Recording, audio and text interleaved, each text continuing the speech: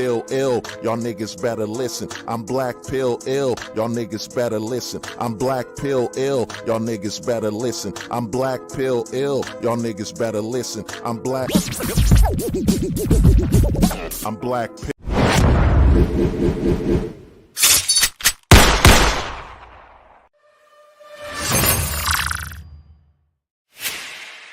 Pill ill, y'all niggas better listen. I'm black pill ill, y'all niggas better listen. I'm black pill ill, y'all niggas better listen. I'm black pill ill, y'all niggas better listen. I'm black pill, I'm ill with this will. I'm black pill, I'm ill with this will. I'm black pill, I'm ill with this will. I'm black pill, I'm ill with this will. I'm black pill, I'm ill with this will.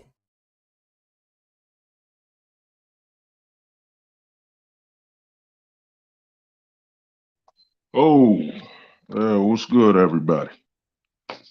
Let me see the comments section quick. Sniff, sniff. I know who this is. Thanks, man. Thank you, man. Thank you very much, man. I've been holding out on this video. Just want to get it out there as soon as possible. You know, we had a lot happening. A lot happening. We got a new. Tony Bruno has crossed and become the new member of the hatership. Let's see what he's wrote, because I'm the definition of a male feminist now. So everybody listening here, if you're not a person who's all about saying, yes, Tony, go Tony. Yes, you go. My God, go Tony. You know what I'm saying? We're all male feminists here. Let's see the definition, because, we're the male feminists here, not the grown man that volunteers to put makeup on men at a convention, not the grown man that works at a convention that basically subverts and inserts men in the closet to talk about patriarchy. Not that, but let's read this. Let's read this. The definition of male feminists.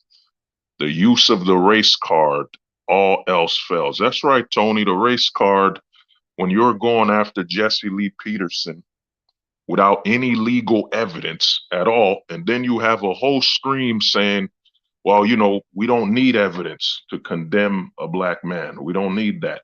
And then you're hosting a stream with CBP, who openly calls me a house Negro, and you just drink your water. You know what I'm saying? That's right, Tony. The race card is number one, because in your eyes, when you disrespect somebody racially, that shouldn't be brought up. I mean, you literally had a stream with, what is it? It was three white men going after Jesse Lee Peterson, saying all we need is the agreement that people agree it happened. We don't need legal evidence. We don't need a trial. I mean, that never happened to the Park. I forget the name of the guys in New York, the Park Five. There's no bad history behind that, Tony, because, a male feminist, rule one is race. So I guess every male feminist is using the race card. You're basically implying that all male feminists are minorities. That's what you're implying. That's how stupid you are at age 60. You don't even know what the fuck you're saying. Let's read second definition.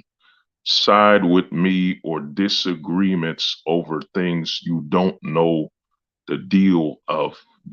Well, Tony, get somebody to write your grammar. Get somebody to read and write your grammar, man. Men don't need testosterone in this society. Be a minimalistic, a bum. That's right, Tony. He's basically saying everyone who's a minimalistic person is a bum.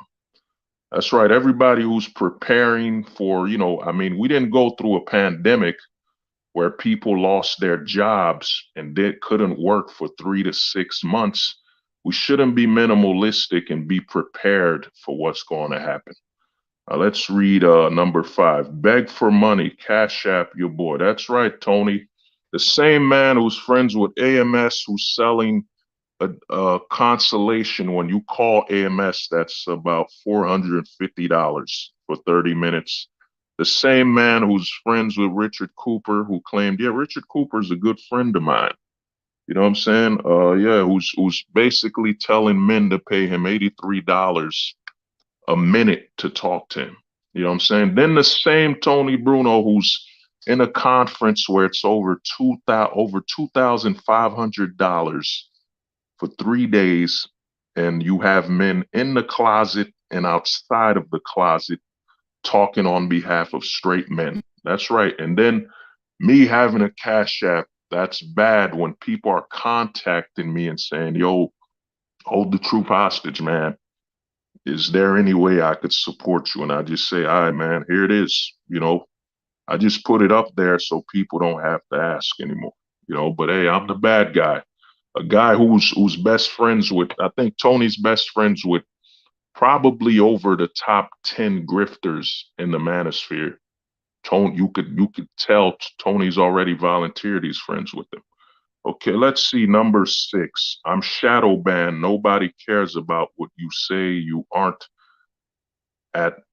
Damn, Tony, you need somebody to really check your grammar. I'm shadow banned. Nobody cares about what you say. You aren't at interesting as you think you are. Tony, I am interesting. I mean, I average more views than you. You know, if someone, and I'm gonna do that video because you know you don't learn. You need you know what I mean? You're so much in your feelings right now. You know, this is funny to see a man at 60 years old, this feminine, just oozing freaking estrogen, man. Oozing it. You know what I'm saying? I would not be surprised if there's like a whole year supply of man pons, tampons or something. I'm not that interesting yet. Here's the funny thing. You know, anybody listening, here's the funny thing about this whole thing is that if you even look at Tony's own channel, his own channel, I'm in the top 10. I'm basically featured in your top 10 videos. I'm in there. I'm in your top 10 videos, the videos that had the highest views. I think it's between me and MD.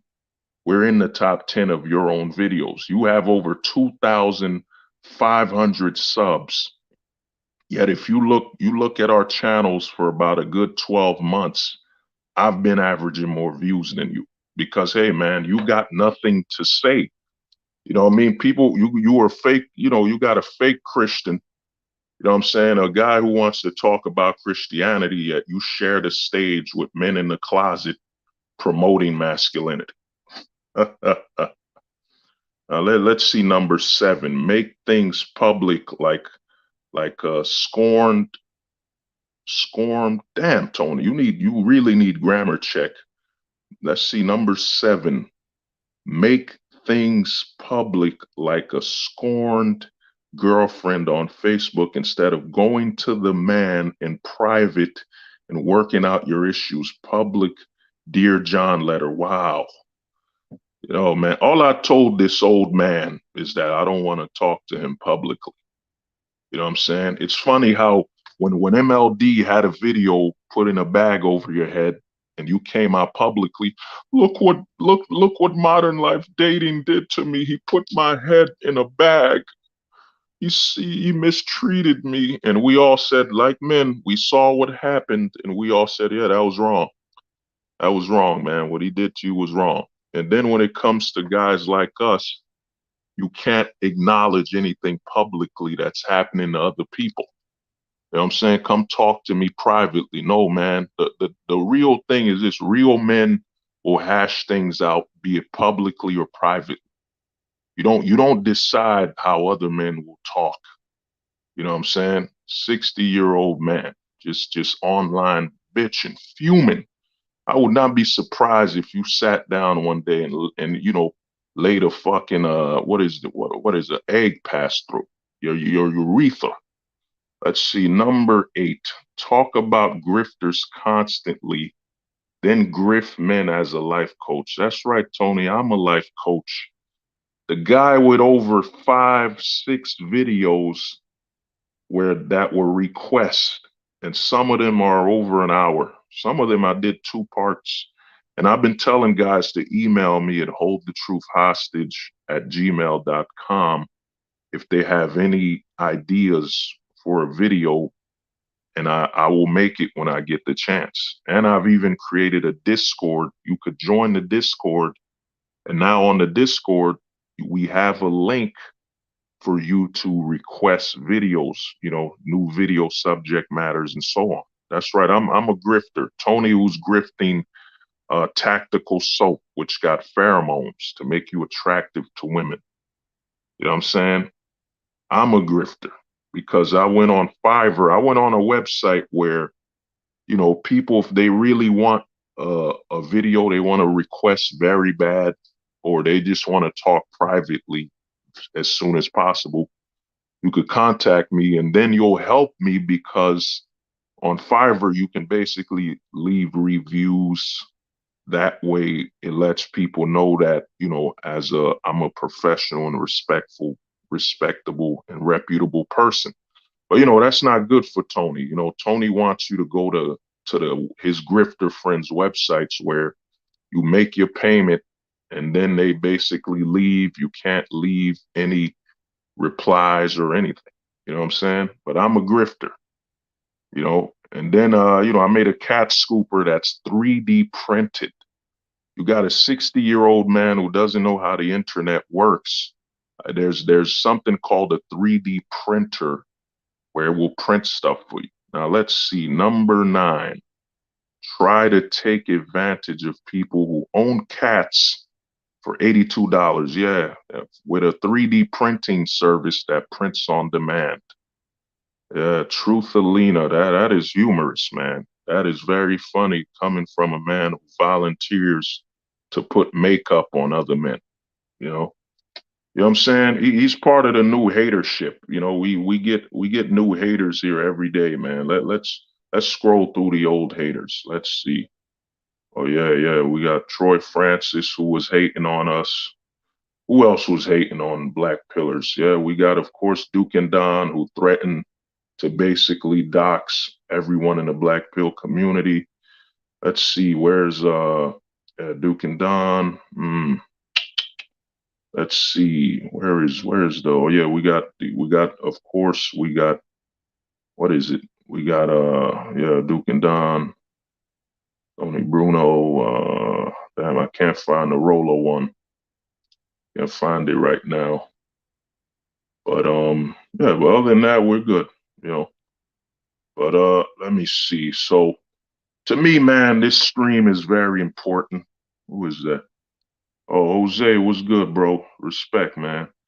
Yeah, this stream, I had to get to it. It won't be that long, but I truly think it's very important that we talk about this thing. Give me a minute. Let me edit something. God damn, man. Let me edit something. Give me 1 second, my friends. Let's see here. Fatherhood. Because I think this is a very important matter that isn't talked about in the manosphere yet. That I think is very important. Yeah, fatherhood.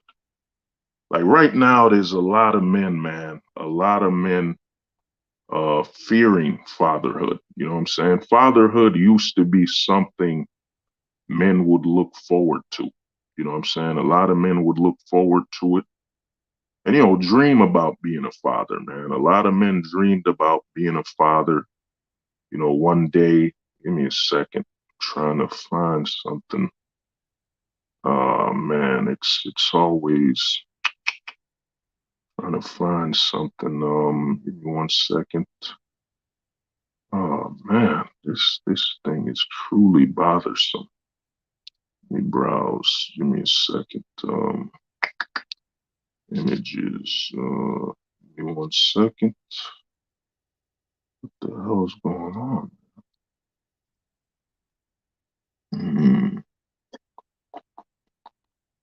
Let's see. Yeah, I can't find it. I can't find it. Yeah, I can't find it. But basically, man, a lot of men are fearing fatherhood. You know, fatherhood used to be something men had planned, you know, as part of their future. But now a lot of men are looking at fatherhood as something to fear, man. I mean, I won't lie to you. I look at a kid right now and you know, we all want, you know, a lot of we don't need to lie. We want children here and there, but you look at a child now is basically, you know, you creating a weapon. You know, you creating a weapon against you that could be used against you from your own DNA. I mean, I even heard something that I heard when it comes to, for example, the black men, and this is why I say a lot of guys in the manosphere, you need to, if you're particularly if you're white, Latino, you know, Indian, if you're not black, you need to study some stuff going on in the black community because the black community tends to be, you know, the canary in the mine. You know, I think Tommy Sotomayor said this is that because what's going on right now, a lot of black men, they say less than 5% of black men are donating sperm to the sperm banks. Less than 5% because the black men are afraid that they could be put on child support through sperm donation.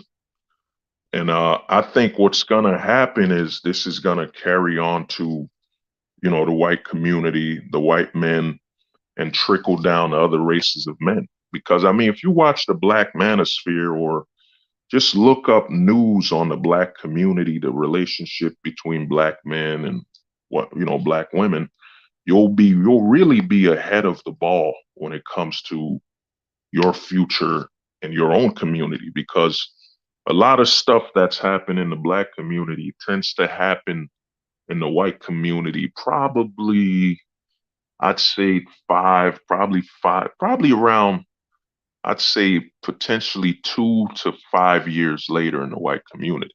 You know what I'm saying? Because in the black community, I heard it's less than 40% of the black men in the black community are having children, less than 40%. You know what I'm saying?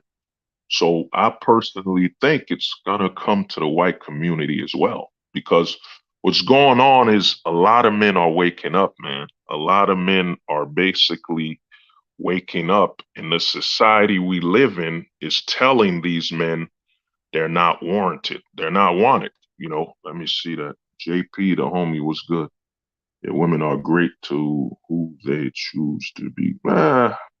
JP, you know, I got nothing but respect for you. But the thing is, the women, when it comes to who they choose to be great to, is if a woman doesn't know the definition of greatness, you know, we gotta be honest that the majority of women are growing up in a household where they're probably 3 to 5 generations removed from having a father or even knowing how to interact with a man, you know, from a non-sexual perspective. I mean, you know, I agree with you that if a woman wants to be great, she'll be great to a man, but the majority of women right now, their definition of greatness has been skewed. You know what I'm saying? It's been skewed to basically it's become basically a lot of women now have come to learn that you know, their definition of greatness now is a man that's basically an accessory, you know, an accessory to her appearance and how she looks, her sexuality.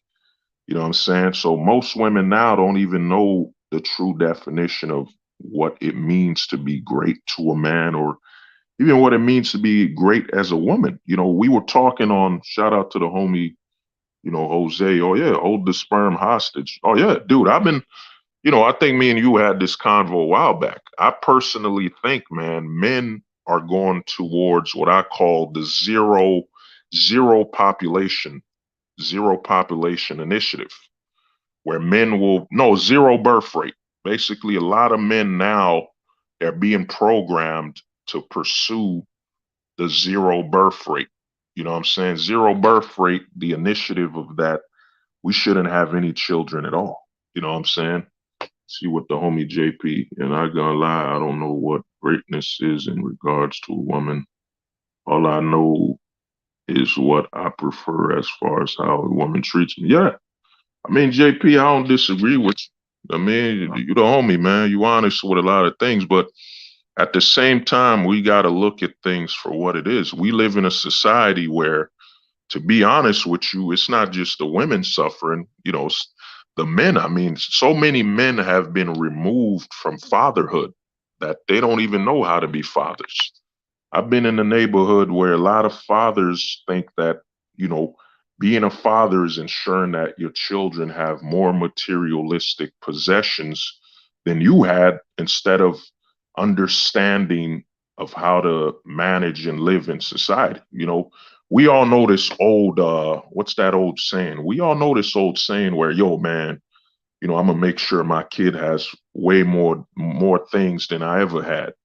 Basically, he's defining his fatherhood from a perspective of, I'm going to ensure that my child has more access to consumerism than I ever did. You know what I'm saying? There's a lot of men that their first perspective of fatherhood is consumerism. You know, I'm going to make sure that my children have access to spending and purchasing more things than I ever had, rather than teaching my child responsibility. You know what I'm saying? How to think for themselves. You know what I mean? Buying your kid the latest shoes and all that ain't better for them. The best thing for the kid will be you're taking them to karate. You're putting them in karate classes for discipline. You're putting them in coding boot camps. You know what I'm saying? The majority of stuff you're spending the money on the kid is basically arming those children with mental stability and knowledge. You know what I'm saying? But so many men have been raised from the perspective of consumerism, as in, they were raised by their moms, which all moms was about was spending money. You know what I'm saying? You got to have this, and they were raised in a perspective of struggle. You know what I mean? So a lot of these men growing up don't even know what's going on. You know what I'm saying? They're raising their sons and their children from a mother's perspective. And while raising their children from that perspective, their children basically become the embodiment of consumerism. I mean, a lot of people need to understand, bro, we live in a hyper consumeristic society. I mean, hyper consumeristic society. You know what I mean? Where the whole definition of your life is consumerism. I mean, I look at something like Conan 19, the Destroyer. Conan 19 basically showed a lot of men that, yeah, man, those Jordans, those expensive shoes you have, you can't eat them. You can't eat those shoes, and you don't have enough shoes to protect you from the weather or the shelter you from the climate. You don't have enough of that. So a lot of men, Conan 19 changed a lot of people. And you got an idiot like Tony Bruno saying, well, if you minimalistic, you a bum and you're not that smart. When we live in a society where, in all honesty, man, we're the generation where long-term planning no longer exists. There's not a man in here that could tell me, that could talk to me and say, you know what, in the next 2 years, the economy is going to be this and that, this and this. How you know? Before you could say that. This is before the governments of the world started implementing, what they call epidemics, pandemics, epidemics. What man here could say in the next, I'm going to make my investments in the stock market. I'm going to work this job, and I'm going to ensure that my future is bright for the next, I'd say, next 2 to 3 years. How can you ensure that when at any moment the government could drop the sequel to Conan 19? Remember, the Conan movie had a sequel. I forget this name of the sequel of Conan. The first movie was Conan the Barbarian. So, what I'm saying? Conan 19 will have a sequel, man. Conan 19 sequel might be, the government is not, they're not that bright with the names. It might be Conan 19 plus or some crap, or Conan 19 2.0. You know what I'm saying? So we don't know, dude. we no longer live in a future of certainty anymore. You know, we used to just have to worry about inflation, war, the housing market, the banks. We used to have to worry about the basics, things you could control. You could look up how the stock market's operating. Now you don't know, dude. You don't know. I mean, in all honesty, when Conan 19 was happening, I looked at the future from a perspective of, man, it's just dark. The future is just black. You know what I'm saying? You can't really, the only thing you can plan for in the future now is surviving the next epidemic. You don't know. You know what I'm saying? And the only way you could survive it is being potentially, in all honesty, I look at Conan 19 as, Conan 19, in all honesty, has brought us back to the age of you're either rich or you're poor. You know what I'm saying? You're either rich or you're poor. Because when Conan 19 happened, the wealthy and the rich, they were just complaining that they were bored. They were bored. The amount of people that lost jobs, the fathers that couldn't pay their mortgage, you know what I mean? Couldn't pay their rent because their job wasn't essential. You know what I'm saying? That's why I think a lot of people are working remotely. A lot of people are looking at working remotely because at least if you work remotely, you can't lose a home. You can't really lose a house or nothing because depending on how you invest it, let's say you work remotely and you're like, you know what, man, I just Airbnb. I Airbnb where I live, or I'm renting a room, or I'm literally in an RV. I live in an RV. I'm traveling. You know what I'm saying? If another Conan 19 happens, you know, it won't really affect me as much because my lifestyle is minimalistic and it's all about conserving and saving money anyway.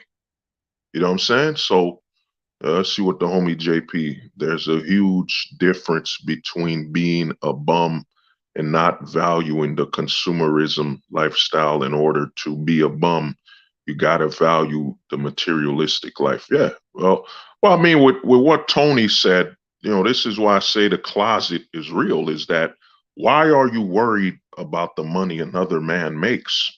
Is this man going to provide for you? Are you looking for a partner, a man to provide for you? This is how empty headed these guys are. Tony now is proving what he is. And Tony even tried to me, man, there's no more peace talk, man. The guy tried to put a pedo case on me. You know what I'm saying? Tried to put a case on me for nothing. You know what I mean? Because I wrote a Bible.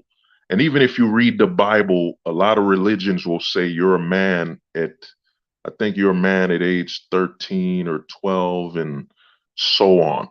Then you're a woman at, 13 and all that stuff. But, they won't treat you just because you got the definition doesn't mean you're yet a man or a woman, from the perspective of how you live in society. You know what I'm saying? So he tried to put a case on me. This is how desperate a 60-year-old piece of shit. From now on, there's no holding back. I'm gonna tell you this, man. After that, there's no peace talk, man. There's no we need to talk, nothing. All I'm waiting for, I'm a Haitian man, man. I'm a Haitian. The spirit is strong, man. The spirit is strong, and trust me, man, there's a reason why you don't mess with Haitian people, man. You know what I'm saying? The spirit is strong. To me, from now on, I'm waiting for one thing. I'm waiting for the tribute. I'm waiting for the tribute videos. Because to me, when you try to destroy a man's livelihood, their life, this is the same fucking bastard saying he's for men and trying to help men. You're a piece of garbage. You surround yourself with garbage. You got CBP on your panel. You got the guy bro on there. And the guy bro, to me, he's a flip flopper. What he does, I got a video of the guy bro apologizing to me. Yeah, hold the truth hostage. I'm sorry. I didn't mean to do this and do that. I'm sorry. And then he flips. He's not mentally that well, man. You know what I'm saying? The guy bro's head isn't that operating. And I saw the video where he was sniffing coke live on stream. But this is what Tony surrounds himself with. He surrounds himself with racists, drug addicts. You know what I'm saying? This is what he does. As long as they say, yes, Tony, go. Go, Tony. Yes. Like a fucking group of cheerleaders for a grown man. Let's see. JP, according to religion, a boy becomes a man at puberty, a girl becomes a woman at puberty, at her period. Do I agree? No. But that was the mentality of ancient mankind. Well, yeah, I mean, the thing is, when I was writing that thing, and the thing is, I didn't bring up no sexuality. I brought none of that. He's trying to build a case, creating lies, always trying to say I promote that. This is the same Tony Bruno who watches Lux Maximus. That clip is still out there, Tony. I love Lux Maximus. He's so fun and entertaining. The same Lux Maximus who's telling people to go after little girls. You know what I'm saying? This is how much of a bag of trash you got Tony Bruno, 60-year-old. And then you have, what is it, 21 Studios advertise that stream where he's telling CBP, letting CBP call me a house Negro. You know what I'm saying? I hope 21's ready, man. This ain't gonna look good. He's gonna have to make a choice because this ain't gonna look good in the future of things. Oh, yo, what's good, Black Circle?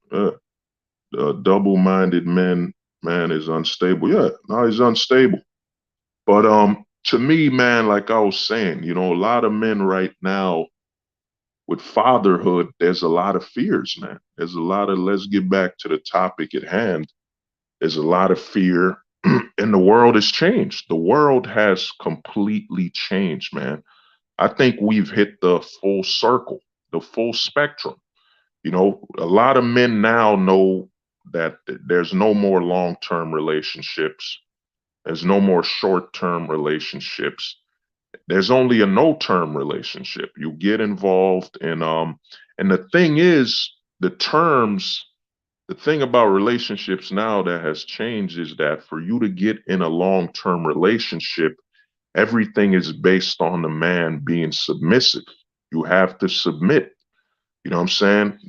We live in a society now that has, I was chopping it up with, I think, Jose and Gauss and Mr. X, the stream last night.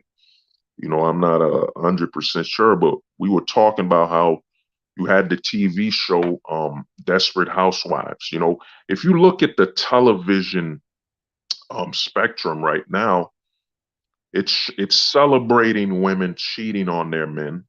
These are the same television networks that are ready to promote families on Thanksgiving, Christmas, yet they're putting TV shows on that openly promote, destroying the family as a positive. Then these TV networks, act like, oh man, we're making less money off of families, less money. Because, dude, all you do is promote the destruction. We live in a very hypocritical world. You'll watch ABC. What is it? ABC. You'll watch a family show. They're playing a family show on one night. The next night they're playing a show that openly promotes, what I'm saying, breaking up your family as a positive. You know what I'm saying? Then they're gonna tell you as a man, hey, why aren't you married yet? Why aren't you starting a family? Why aren't you this? Why aren't you that? When in reality, man, we live in a society that's promoting that when you get married, they want to see the divorce. They want to see you suffer. You know what I'm saying? And then you look at the image of the husband now. The husband is an idiot, a goofball, a tard, was begging his wife, submissive. I think they had a show on ABC. I forget the name of it. I think it was Woman of the House or something. I forget its name, but it was a show where some woman runs the whole house. She's basically the whole boss. And you see the dilemma going on. And you know what I'm saying? A lot of men are now looking at fatherhood, especially after Conan 19. I think the thought of fatherhood before Conan 19 is different than after Conan-19. Because before Conan-19, you were thinking about, okay, I'll have my kids, I'll raise them, I'll probably rent a nice apartment, condo, rent a house, floor in a house, or buy a house. We'll live, we'll try to make it work. You'll go through therapy to keep your wife. You'll be doing all this stuff. But now you're looking at it, you're saying, man, I could have a kid, you know, before Conan-19, you were thinking, I'll still have a job. I could pay for the child support. I could pay for the alimony. But after Conan-19, you're looking at it and saying, damn, man, if another Conan-19 epidemic happens, now I'm gonna be out of work, depending on my job. Or if I'm at work, I won't have as many hours, and I might not want to take the serum. I might not want to take the serum or the cure. And then let's picture this, man. And I saw this while I was working at the fire department. A guy came in. This was when they were giving the stimulus check. He came in, man. He was in tears. He said, "Yo, the government put all his stimulus check into his child support." And he said, "Yo, I haven't been working for months, man. I'm starving." He said, man, he wants to take his own life. He said he don't want to live no more. And he said this out loud in the fire department. You know what I'm saying? So imagine, you got to ask yourself, how many men deleted themselves? How many men deleted themselves during this epidemic, during Conan-19? How many men just off themselves? I remember I saw in New York where a guy jumped off a building. They were the terror. A lot of people saw this epidemic and said, yo, the world's ending. Here's my chance to end my life. And no one's gonna really care or look at it or blame me or say I'm weak, because they're gonna say, well, the epidemic was happening and he saw his life flashing by. He wanted to end his life. So, you know what I mean? A lot of that is happening, bro. A lot of that. Oh, yeah, man. Let me see this banner. Why the hell is this banner here? Let me see. Yeah, father. Yeah. So give me a second. Fatherhood fears. You know what I'm saying? So a lot of men are basically living in terror, man. And I saw the guy, dude. I saw people took their lives. So a lot of men are looking at it now and saying, if I have a child now, not only will I not, I'm basically, when I have this kid, I won't be certain that I'll be in that kid's life. Then with this epidemic going on, because they said when the epidemic hit, a lot of women divorced their men during the epidemic. During Conan-19, the destroyer, there was a rise in divorces. So, you know what I'm saying? So imagine the guys that got on alimony during the epidemic. You know what I'm saying? That, their life was gone. It was done. Their life was done, bro. You don't have work and an epidemic, and they're stockpiling your alimony, stockpiling your child support. You know what I'm saying? So a lot of these men, it was over, bro. It was done. You know what I'm saying? So to me, there's a lot of men, bro, a lot of men looking at it and saying, man, I can't even predict if I will be able to provide for my family anymore, because who knows what the next pandemic is? Who knows what's the next one? You know what I'm saying? If who knows when the sequel to Conan-19, the greatest and the first epidemic ever, you know what I'm saying?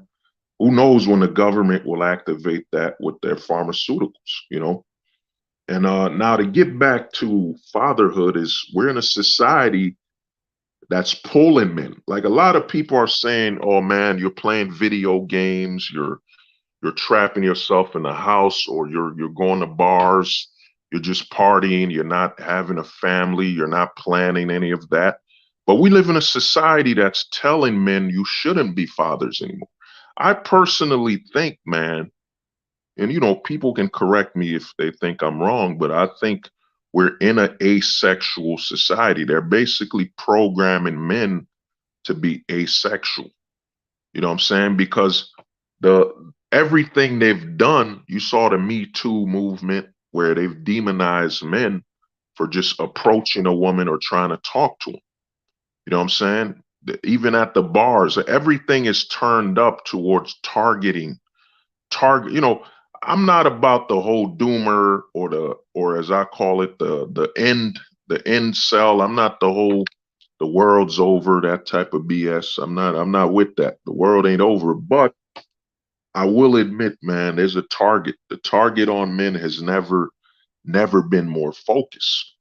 And I think it's pushing a lot of men. If you look at the video game market right now, video games are making more money than they've ever made before. Because the best investment a man can do now is in video games and in entertainment.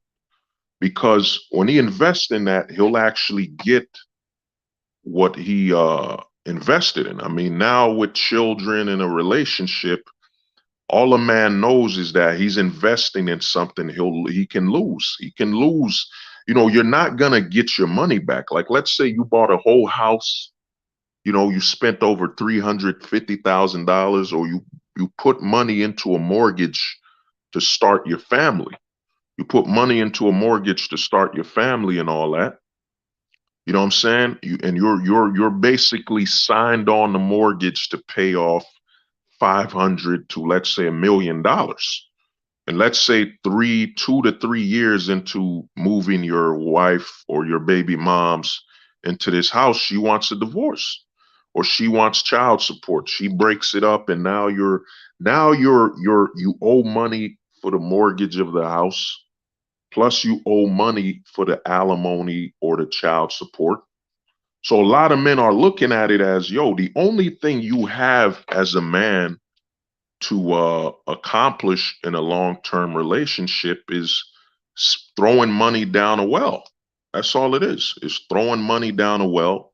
You're going to invest into a house. And, I didn't mention the men that lose their homes, because a lot of times the woman will basically put a restraining order on that man, and she will just stay in the house. So now you're paying mortgage for a house you can't live in. You're providing alimony or child support, and the sequel to Conan 19 could come at any time. You know what I'm saying? So you look at everything that's happening in today's modern society, man. We have a lot of guys in the manosphere still talking about relationships and all that BS. They're not even talking about the danger and the threat that an epidemic could bring again. You know what I'm saying? You join a relationship, plus another epidemic could happen. You know what I'm saying? So a lot of men are looking at this. This is why I made that video way back. A lot of men are simulating. They're having relationship simulations. Even guys that shout out to the homie Snake, Jake the Snake Truth Pill, is that even if you can get women, a lot of guys are running a simulation in their mind where they're like, you know what, I could go out and, I could drink with this chick, I could fuck her, bang her, whatever, but after that, man, what else, what could happen? What could come? Would she be yelling at me? Would she argue with me? A lot of men are basically forfeiting conflict, any conflict. A lot of men are running a simulation in their mind where they're like, yo, I won't tolerate any conflict at all. The world already has me stressed. At any time another epidemic could happen. Every time I turn on the TV, you hear, this man is a predator, that man's a predator. Men aren't making enough money. Men don't have the balls to get married anymore. The amount of stress a man has when he opens the modern day TV. Then you're looking at all these films, these as I call it woke wood. I don't call it Hollywood no more. I call it woke wood. You look at woke wood, where all these TV movies are advertising, women beating up men, women playing the roles of men. You know what I'm saying? A lot. That's why men are basically investing more time into video games or even the gym. I mean, I remember the early 2000s, man. There weren't that many guys into the gym. More guys are into the gym or, exercising or even I forget that joint CrossFit than ever before. Because a lot of men are saying, yo, the only investment I can invest in and ensure that I'll be away from conflict is either video games, exercise, you know, that's it, bro. You know what I'm saying? So a lot of men are literally, I don't, because a lot of things in the manosphere, a lot of guys in general are saying, yo, man, 40% of men are virgins now, or 40% of men aren't in relationships. No one asks how many of those men out of that 40% don't even want to be in a relationship. I mean, those men are just basically saying, yo, I'm not going to risk the conflict. And then you got to remember, we're in the age of the cell phone. A lot of people don't understand. We live in a reality TV show. Everyone has a camera on their phone. Everyone has a social media app. You know what I'm saying? Are you willing to, for example, let's say you're on a date, or well, let's be honest, there ain't no dates no more. You're trying to hook up with this chick, y'all meet up, and let's say she argues with you, pulls out her phone and puts you on TikTok or whatever. A lot of guys are running what I call the dating simulation. A lot of guys are simulating what could and what would happen because you have to. There's too much at risk like never before. You know what I'm saying? Relationships aren't what they used to be. You know what I'm saying? Especially in a time where the definition of relationship is actually toxic masculinity. You know what I'm saying? Everything that was sacred about a relationship would go under toxic masculinity. Oh, he doesn't, you know what I'm saying? He wants me to stop wearing highly sexualized clothing on Instagram. You know what I'm saying? He's being possessive, he's being toxic. Oh, he wants me to stop going to the bars as much. He wants me to hang out, at home, toxic. Oh, he wants me to be more motherly or more wholesome, toxic. He's basically trying to be controlling and control me and tell me what I can and can't do. Toxic. You know what I'm saying? So a lot of men are running the simulation, man. They're running the mental simulation. And and then you gotta think we live in a society where, in all honesty, women are stripped of being wholesome or being feminine, as their strength. You know what I'm saying? A lot of women don't understand that everything they're going with is actually limiting what they can do. We live in a hyper-sexualized society, and what this society tells women is it's empowering to just be a sex object, as in it's empowering to only be able to be a tool for sex. You know what I'm saying? What I tell a lot of guys, I forgot this saying. I used to say it way back in, I think 2020, you know, I think it's called bed, what is the word? She's only bettable or something. I forget how I said it, but bettable is that, there it is. She's only on bed activities.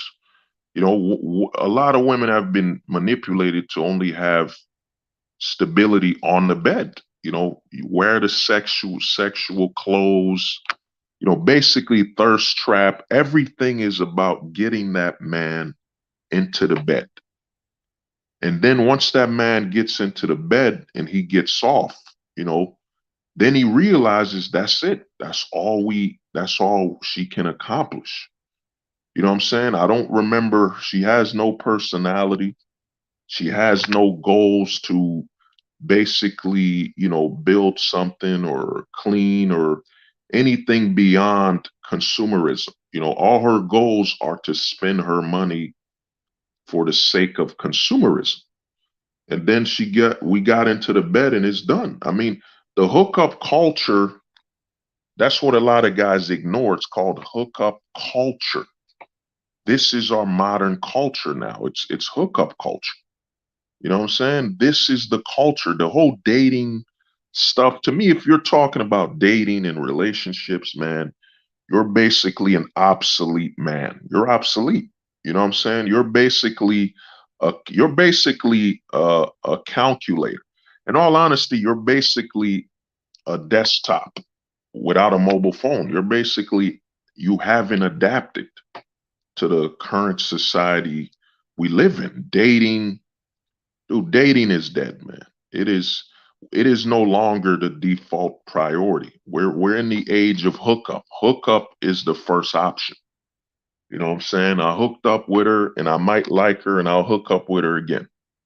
You know what I'm saying? We're not in the age of, well, I'm going to have a date to know her better, to get to I'm going to let me put I am going to on a date with her to get to know her, get to understand her personality, her identity, her likes and her wants. Dude, that's dead, bro. You know what I mean? I remember back in the 90s, broads would wear the sexual clothing to go to the club or go to the bar. That's dead. Oh man, Blackberry Maxim. Yeah, oh, the Blackberry. That's legendary. That's dead, man. You know what I'm saying? Because every day is sexualized. You know what I'm saying? What I told a lot of guys, and this is why I say I'm ahead of the ball, man. I'm ahead of the ball. Huh? Oh, Aries, my homie, what's good, man? My Panamanian brother, man. You know what I'm saying? It existed pre-Instagram, pre-dating, but today pickup is only going to get you in trouble. Yeah, I mean, we're in the Me Too era, man. We're in the age of the Me Too, and a lot of bars are targeting men. You know what I'm saying? A lot of bars. It's like I said, man. I used to work the bars. I would always, when I talk to the men, I would tell the men, yo, I remember once I had to pull this guy back because this chick falsely accused him in the bar saying, well, he tried to walk up and disrespect me. Dude, he didn't say nothing to her. I walked up to him and I said, dude, just move away from her, bro. You know, by default, I have to remove you out of the bar if a woman's uncomfortable because, the women are basically the bait to get the men into the bar, even though the men will spend the most amount of money. You know what I'm saying? A lot of people don't get it. Working the bars, the men spend the most amount of money because we men live a minimalistic lifestyle anyway. We're not buying makeup. You know what I'm saying? To a certain extent, you're not buying makeup. Men don't live with their body as an expense. Women basically live their day to day with their body as an expense. She has to spend money on makeup. She's got to spend money on her hair. A guy, man, even me with my locks, the locks I have, I do these locks, what is it, 2 to 3 months? Every 2 to 3 months, I'll do my locks. You know what I'm saying? I don't really do them. That's every 2 to 3 months. And then, I don't wear makeup and all that crap, man. JP knows you just get some coconut or coconut butter, some lotion. That's it, man. Some lotion, a t-shirt, you know what I mean? Maybe some shoes and that's it. That's it, dog. We men are minimalistic by nature, man. We don't really spend that much money, man. You know what I'm saying? Just an off-topic chat. We're all ahead of the ball. We called the passport bros taking L's overseas months ago. Yeah, well, JP, we've been ahead, man. We've been ahead. We've been ahead forever. Oh, yo, L, my brother, man. You know what I mean? My brother, Jack Reacher, my brother was good. Base, man. Women are the ultimate. Yeah, the thing is this, a lot of guys need to understand, man. Women, a lot of guys in the manosphere, I heard say women are cheap. No, women aren't cheap, man. Women spend the most amount of money. Men, when you compare men and women, men are cheap. A woman literally spends money to exist. Makeup, makeup, clothing, you know what I'm saying? You know, hair getting done. In the hood, in the black community, you'll see a woman buy a $200 wig. $200. $200 wig, $50, $200 makeup, the purses, the bags. That's why when I worked at the bar, the women would arrive broke because they spent so much money on themselves, their body, getting prepared with makeup and all this stuff that the women really come to the bar broke. You know what I'm saying? Or they've spent too much money already. The guys, some even the business guys, the business guy comes with a suit. You know what I mean? He comes with a suit. He comes with a suit on. You know what I mean? He's not spending more money than that. He comes in with a suit, his shoes, maybe he combed his hair, whatever. But I mean, how much money is he spending on a daily? Lipstick, lip balm. Dude, a woman, if you look at a woman's body and basically try to map out how much money she spent, fake eyelashes, lipstick, makeup, skin makeup, stuff to hide her imperfections, the amount of money, a saying I used to say is that a woman's basically paying rent. She's paying rent on her body. If you look at all the expenses a woman just spends just to exist, it's insane. We're looking at potentially over $200 to $800 potentially just on her appearance. Just on her appearance, man. This is why I look at it. A lot of men are saying, yo, women are going homeless and all that because, man, there used to be a balance. When a woman got with a man, their budget would have to change. The man would dictate the budgeting and all that. Women would not wear as much makeup anymore. In the 90s, you could tell if a woman was a mother. If she was a mother or she was married or in a long-term relationship, you could tell by how she dressed. She started becoming more minimalistic because she would place her relationship and her family above spending money on her appearance. You know what I'm saying? Because she already had a man. She got a man at the house, so she don't need to spend all this money on makeup and jewelry. And she's got a man. Mission complete. She's got a guy already. You would see women with far less makeup in the 90s or early 2000s because to become a man's woman, it means to spend less money on being attractive to other men. You know what I'm saying? Trying to be constantly attractive to other men. But we now live in a society, like I was talking to the homie Jake Truth Pill, Mr. X, Jose, what I mean, MD and Scribe, is we live in the age of, there are no more, we're in the age of the Pamela Anderson.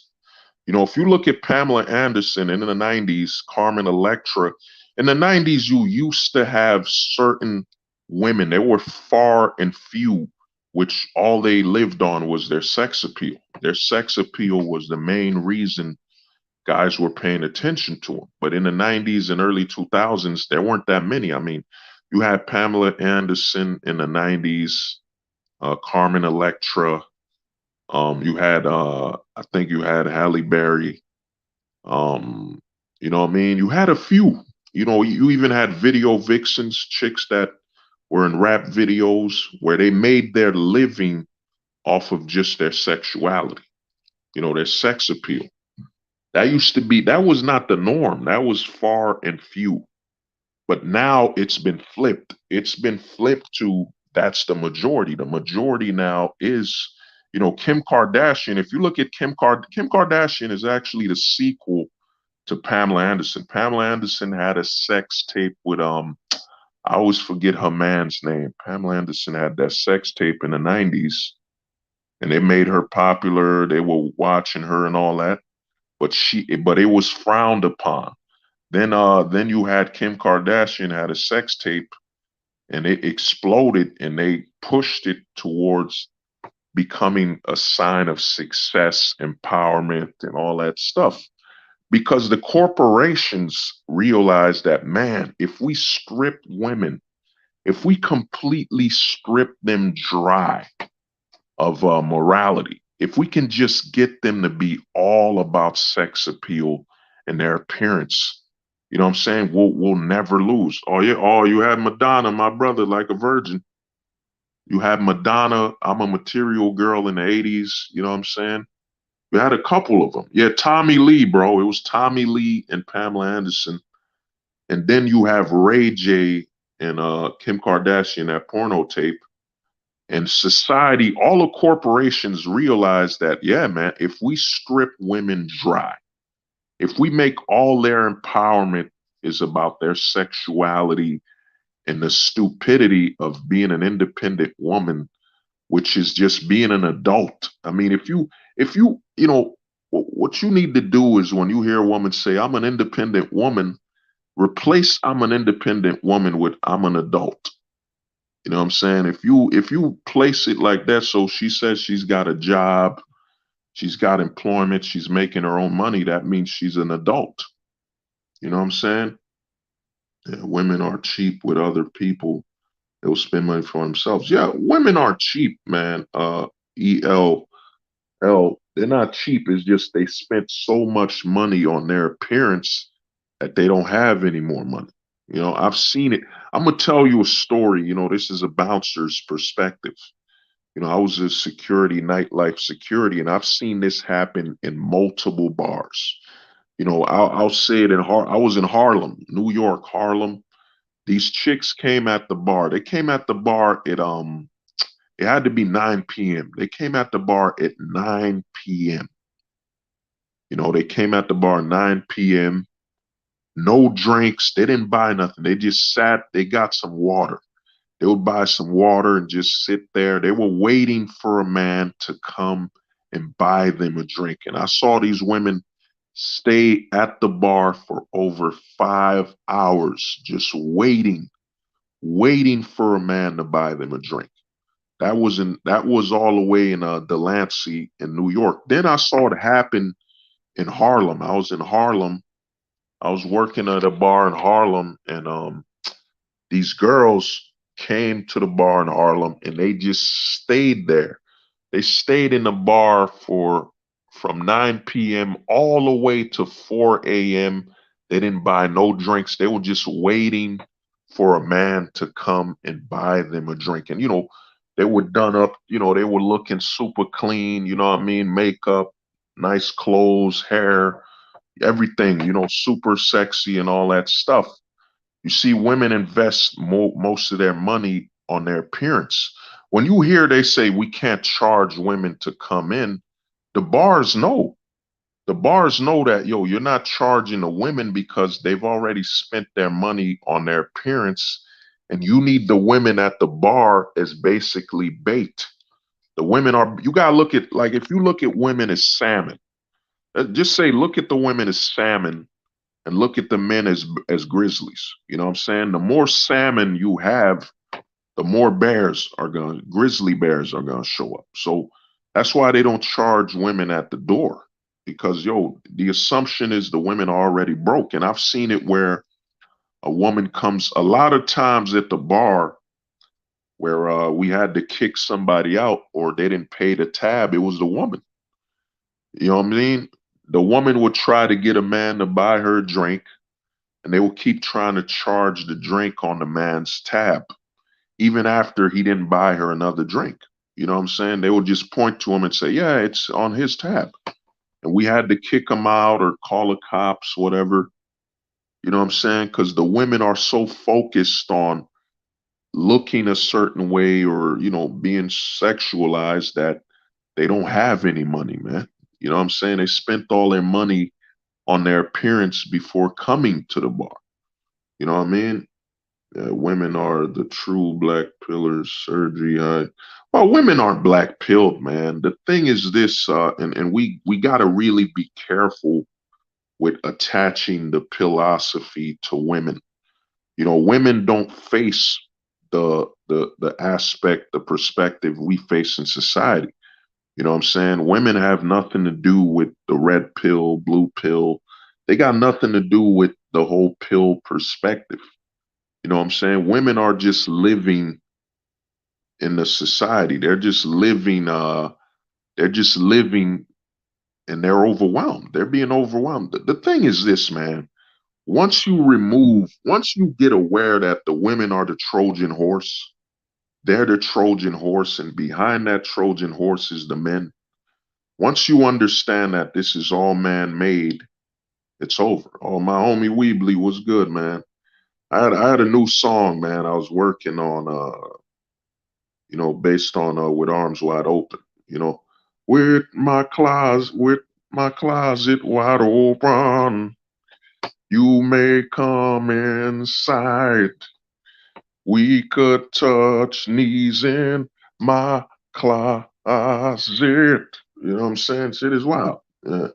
A woman can look busted as fuck and still pull guys. Yeah, but dude, a lot of guys need to stop this BS of comparing themselves to a woman. If you compare yourself to a woman, eventually it's a sign you want to be a woman. You know, it becomes very closeted dreams because, dude, she's a woman. Of course, a woman will get more men approaching her. What is there to fear? Like, what is there to fear? This is where a lot of guys don't have social awareness or natural awareness. The most easy thing to approach in this world is a woman. It ain't easy to approach another man just to ask him for directions. Like, you gotta be careful. You might be in a gang. You might, you know what I mean? We might fight. You know what I mean? Of course, women will get approached more. It's only natural. There's nothing to fear when approaching a woman. You know what I'm saying? Even if a woman was armed with a knife, you'd be like, yup, I just gotta grab her hand, overpower her, throw her to the ground, and bang, done. You know what I'm saying? I personally, I have this reoccurring thing in my head where I get in a fight and I grab a dude's hand and I just spin him around and throw him across the street. You know what I'm saying? It's a weird dream of a fight I keep thinking about where, I get in a fight, I grab the dude's hand and I just basically spin him and then throw him across the street. You know what I'm saying? No punching, nothing. You know what I'm saying? You know what I mean? The thing is, bro, we need to stop this. This is what the black pill is about. The black pill ain't about complaints. It ain't about bitching. It's about understanding society on a mathematical level. Being more loyal to logic than everything else. That's why when I hear guys, oh, the black pill made me depressed. And that means, dude, you weren't able to accept the truth and you became a gray pillar. You know what I'm saying? Or you became dark gray pill. There's two pills hovering between the black pill. The black pill is in the center of the gray pill. In fact, let me put the shield on. I'll show you. You know what I'm saying? This is a sign. Look at this. This is what you have, man. It's the black pill versus the gray pill. You know what I'm saying? This is what's really going on. You know what I'm saying? It's the black pill versus the gray pill. You know what I'm saying? And a lot of people, I'm one of the only, I think it's me, JP. Shout out to the homie JP. I think Jose. There's a couple guys, man. We talk, and I've been trying to tell guys, and I told guys this way back over a year ago when I discovered the gray pill. You know, there was a channel called shout out to the homie, he helped me out, man. His channel was called Red Pill, Black Pill. I told him, yeah, man, I think we were talking about the gray pill, and he was like, yeah, I'm a gray pillar, man. He said, I understand this black pill stuff, but I still want the domesticated dream. I still want love. I still want to start a family here, but I'm just going to use my black pill awareness of, looks, status, money. Because, I don't think it can't be looks, money, status. The order has to be based on the easiest thing a woman can access. You know, the easiest thing a woman can access and the easiest thing you can provide to a woman. Of course, when you're born, you're assigned your looks, you know, depending on how much you exercise and all that stuff will affect it. So looks is number one. That's number one. Looks, number one. You're assigned your looks. You were born the way you're gonna look. So that's number one. You know what I'm saying? Then status. Status has to be number two because your status that can be accessed based on your job or even based on who you know in the neighborhood. So that's status. Now money, then that's money's the last key because money isn't easy to access. It ain't easy for men to make a lot of money, and it ain't easy for women to access a lot of men with money. And what I mean by access is that she could just go find a man with money. A lot of guys in the black pill community confuse a woman's ability to access money versus money accessing that woman. For example, a lot of guys like to bring up, yo, these guys are DMing these chicks and flying them to Dubai or flying them to parties. Yeah, but these guys are DMing her. You know what I'm saying? They're DMing her. They're contacting her. You know what I'm saying? Of course, we all know there's Instagram. You know, a woman could DM a man and all that stuff. But even with that, like whatever, I worked a security event. I was security for Bono. It was a security. It was like there was over $5 billion at that party. Over based on the net worth of everyone there, it was over $5 billion, easily over $5 billion. You know, Bono was there. You know, it was Bono, his whole group, U2. You had what's his name who played the Joker? You know, he played the worst Joker. I think his name is Jack something. You know, Lupita Nyong'o was there. There was dude. We're talking billions of dollars, and it was a private event, as in only a certain set of people were invited, and they were allowed to bring a certain amount of people. In that party, it had to be easily over five over over $2 billion. You know what I'm saying? It's not easy for women to access money. Money tends to choose what they want. So when you got real money, you're gonna choose everything. There ain't no something's gonna make you do something. You want this, you got the money for it. You want it, you get it. You know what I'm saying? So a lot of guys put in this narrative that, yo, the women have the ability to choose all the people with the money they want. That ain't factual. That is not factual at all. It's a lot, even though we do have social media now, but you got to look at that 80-20 rule. You know, the 80-20 rule. Let's use a football player. Let's say Odell Beckham. Let's say Odell Beckham is getting DM messages by over 100 IG, IG models, Instagram models. Over 100 of them are, oh, Mr. P was good, man. Yo, man. Yeah. My brother, Mr. P, you already know, man. It's all good. You know, we all know we all working. You know, that's why I say when they call me, somebody trying to call me a grifter, I'm like, dog, when people leave, man, I gotta respect.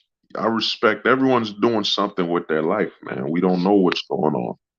You know, when people come in here, you know, they're giving their time, they're commenting. You know, everyone's living their life, man. I don't know what people are doing. And the other thing is, at some point, someone's gonna learn enough and just say, yo, I've learned enough from this brother. I got none but respect for him. I've learned enough, or I've learned how to learn like him, or vice versa. So I don't need to be here anymore. You know, I respect everybody. You know what I mean? Respect. But the thing is this, man, we gotta look at it for what it is. And money is hard to access. Like I was saying, let's say Odell Beckham is getting contacted by over 100 IG models. Over 100. You know what I'm saying? And they're all sexy, big booties, big breasts, all that stuff. You think, and this is the scam in the manosphere, where you'll hear guys say, well, man, women would rather share one alpha. They'll share one Chad and one Tyrone. Yeah, they'll share one guy if they're at an event where they can share. But if they're asking these men, they're contacting these men and trying to get, let me see, Andrew Tate. Let me see what you said, Mario Ortiz. No variant. It's true. Andrew Tate claims that it's over for ugly women, but not for ugly men. Completely fucking. Well, Andrew Tate, to me, he's hustling, man. He's hustling, trying to make some money. Andrew Tate is part of that false narrative of this hyper alpha masculinity bullshit. That, dude, we live in the age of Uber Eats. You know what I mean? I want to ask some guys here, how much testosterone do you need to order food on Uber Eats? How much testosterone do you need to basically talk to somebody over the goddamn phone? A lot of these guys are pushing this hyper alpha BS that doesn't work in the modern age. You know what I'm saying? It really just creates a lot of stress. Yo, you got to be super masculine, bro. You gotta be able to sweat out. Your sweat has to scare dogs. You know what I'm saying? When you breathe, it has to scare, it has to scare another man. All this hyper masculinity bullshit that it doesn't apply in the real world. It doesn't. The only time you need hyper masculinity is in a fucking video game. When you got to be the strongest character and all that bullshit. You know, oh, Mr. P, dude, if you were a grifter, there are millions more ways to grift. You are keeping us sharp and standing on the truth, and I'll shut my ass up. Oh, nah, yo, Mr. P, man, feel free to comment, bro. It's all respect. We all growing, man. I ain't mad at it, But yeah, like I said, man, Andrew Tate. To me, Andrew Tate is coming. We got to understand that, when Kevin Samuels died. Let me put the cover. Where's the Kevin Samuels? Yeah, when Kevin Samuels passed, you think the media isn't looking for another Kevin Samuels? Andrew Tate appeals to the, what I'm saying, minorities. The problem with Andrew Tate is he went a little too extreme.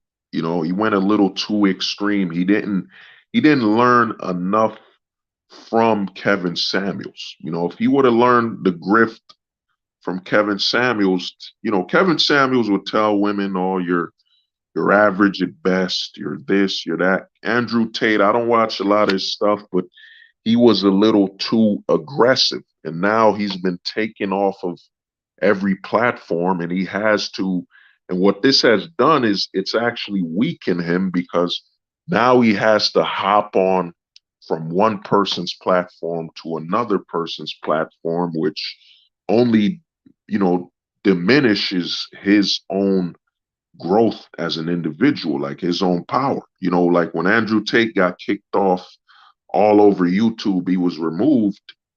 You know what I'm saying? He has to hop from one person's account to another to get interviews. So eventually, when everybody at the top has interviewed Andrew Tate, what's left? Like, what will he do? He can't have an Instagram account. He can't have a TikTok account. He can't have a YouTube account. He could start a Odyssey, a BitChute. He could. You know what I'm saying? I think they would have him on there. He could, but on YouTube, on Instagram, Andrew Tate is basically run out of steam, because he's only gonna hop on one person's stream to another. Eventually, you run out of people. He had an interview with 21 Studios, or as we call it, he had an interview there. He had an interview with Fresh and Fit. He had an interview with I forget his name, Pierce Morgan. You know what I'm saying? He's jumping from one person to another. He can't host his own videos, his own content anymore. So now he's dependent on other people.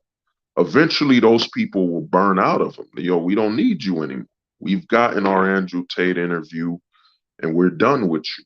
You know what I'm saying? And he's gonna be stuck in limbo unless he jumps into doing his own content on Odyssey or something like that.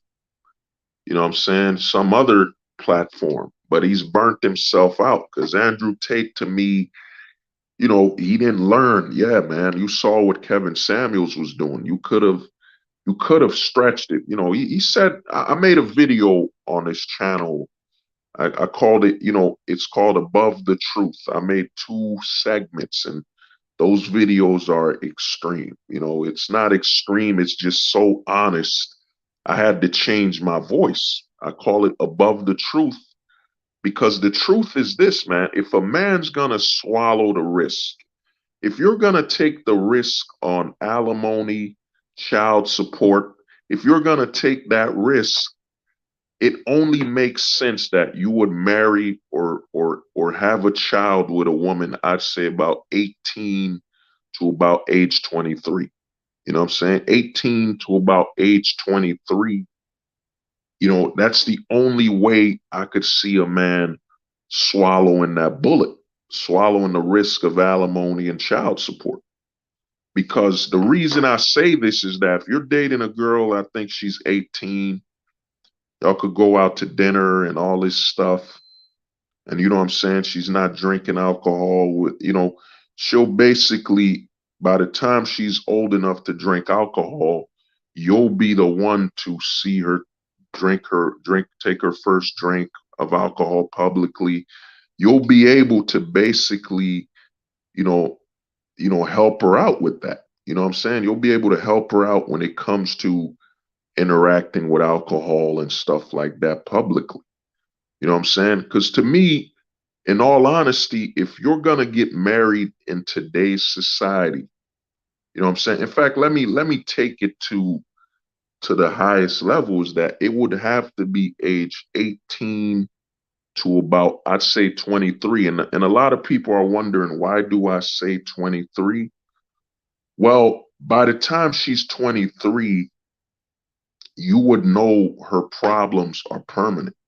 For example, if she was an alcoholic at 21, at age 21, when she first started drinking publicly, you could be like, well, you know, man, she's 21, maybe she'll change. So that's year one. Year one, she's an alcoholic. You know, year 2, she turns 22 and she's an alcoholic again. You know, you're like, damn, that's 2 years of her being a damn alcoholic. Year 3, she's 23 now, drinking publicly. Yeah, it's done. You know what I'm saying? If she's an alcoholic at age 23, it's over. You know what I'm saying? The truth is, men, we're not here to fix a woman, man. We're here to fix cars, housing, cement, you know, train stations. You're not here to fix a woman, dude. If you wouldn't buy a car that's damaged and fix it, then you wouldn't invest into a long-term or attempt a long-term relationship with a damaged woman. You know what I'm saying? You wouldn't attempt a relationship with a damaged woman. And that video I made called Above the Truth, I think I made 3 videos in that sector. It's a very, I touch up on marriage, I touch up on fertility. The truth is, man, if you're gonna get married, you would not marry any woman above the age of 23. You wouldn't do it, you know, because at least by 23, at 23, you can start plugging in that, yeah, man, she's 23, she's been legally able to drink for 3 years. If she can't control her drinking habits publicly by the age of 23, it's done. You know, it's over. I don't need to invest in that, man. It's over. You know what I'm saying? The grifters make money from the chaos. Black pillars are giving folks a guide or a model to follow. This is not grift. Well, I mean, Mr. P, the homie, man, what's happening is this, man. They want to call guys grifting. You see what Tony Bruno did with his video trying to say, well, I sell a cat scooper at $82, which is 3D printed. They believe they don't get what this black pill knowledge does. They don't get that when you're saying I'm a grifter, you're saying MD's a grifter for selling a book. They're basically implying that only a grifter should be allowed to sell products. They think we're stupid, man. That's why I kept telling Tony Bruno, you think I'm stupid. You know what I'm saying? I have the critical thinking skills. If your first notion is that, anybody selling a product is a grifter, you know what I'm saying? You're basically implying that only grifters should be able to sell books. I got the guy, bro, attacking me because I'm trying to sell a comic book. I got the guy, bro, attacking me because I'm selling a goddamn cat scooper, or I was having a fundraiser to create a video game. I'm a grifter for trying to sell a video game or selling some comics, especially in a black neighborhood where kids don't really have that many characters to look up to, or guys doing things outside of sports. But that's grifting. I'm not trying to help my community or do anything positive. Me inventing something isn't positive. It's grifting that I invented something that doesn't exist. It's grifting when I tell guys, yo, not only can you invent stuff, you could write your own, and this is how stupid these guys are. They're saying I'm writing a religion. I'm not writing a religion. I'm writing what I call a philosophy. I mixed aspects of philosophy and religion to create something I called a philosophy. It takes the best of religion. I don't believe in the whole hell stuff and all that. And it's more nature based, it's more naturalistic. But I'm trying to show guys, dude, you could do whatever the fuck you want, man. A man wrote the Bible. You know what I'm saying? A man wrote the Bible. When these guys try to control you, they set up limitations. Oh, he's writing his own religion. He's creating a cult, even though he didn't say he's writing a religion. I wrote a philosophy. It's not a fucking religion. Learn how to read. These guys are fucking idiots, man. You got a 60-year-old idiot surrounded by, the guy, bro, who's his channel was taken down. The amount of content he had on his channel where he was being a racist idiot, a drug addict. You got CBP, who's an open racist and a closeted idiot. You know what I mean? CBP, who literally went on a stream. This is how stupid Tony is. Tony literally surrounds himself with enemies of manhood. CBP literally went on a stream with Cynthia G, where he said men are worthless. He said all black men are basically dusty and house Negroes. CBP literally went on a stream denouncing men. And this is who Tony Bruno surrounds himself with. We're the male feminists because we don't support disrespecting men and being honest. And Tony Bruno, that fucking idiot, he's going to make more videos. I just exposed that he let CBP on his stream just call me a buck dancing Negro.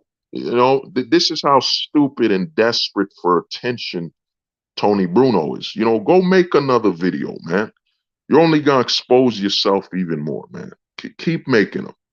You know what I'm saying? You're only at 60 years old. This is how you going to go out. Keep making them, Tony. Keep helping me.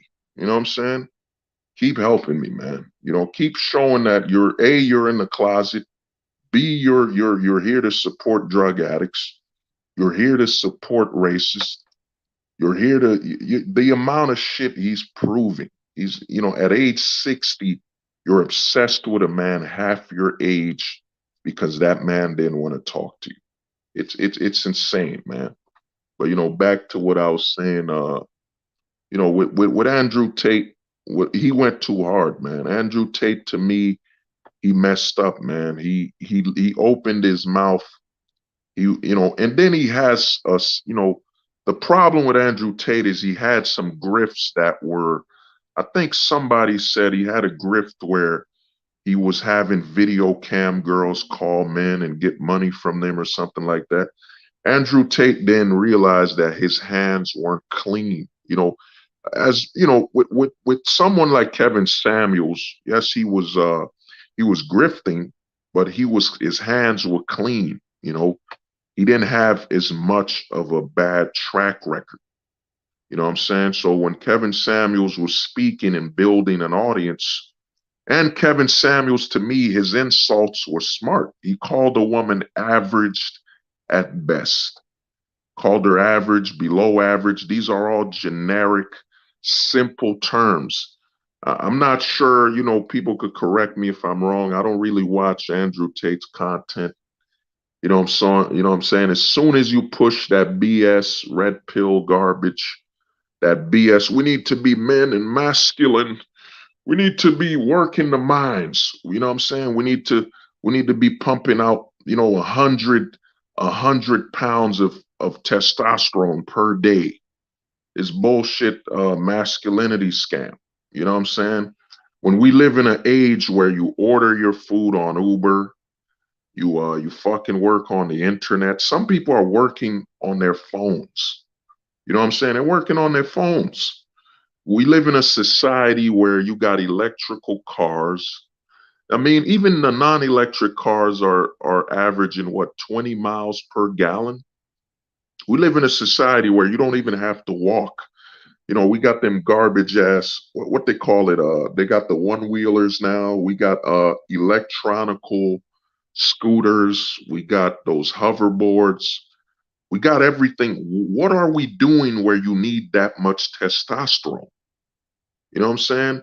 And why would you want to be so, filled with testosterone, stressing out when you don't need to be? Dude, we're not working in the fucking mines anymore. We're not working the mines.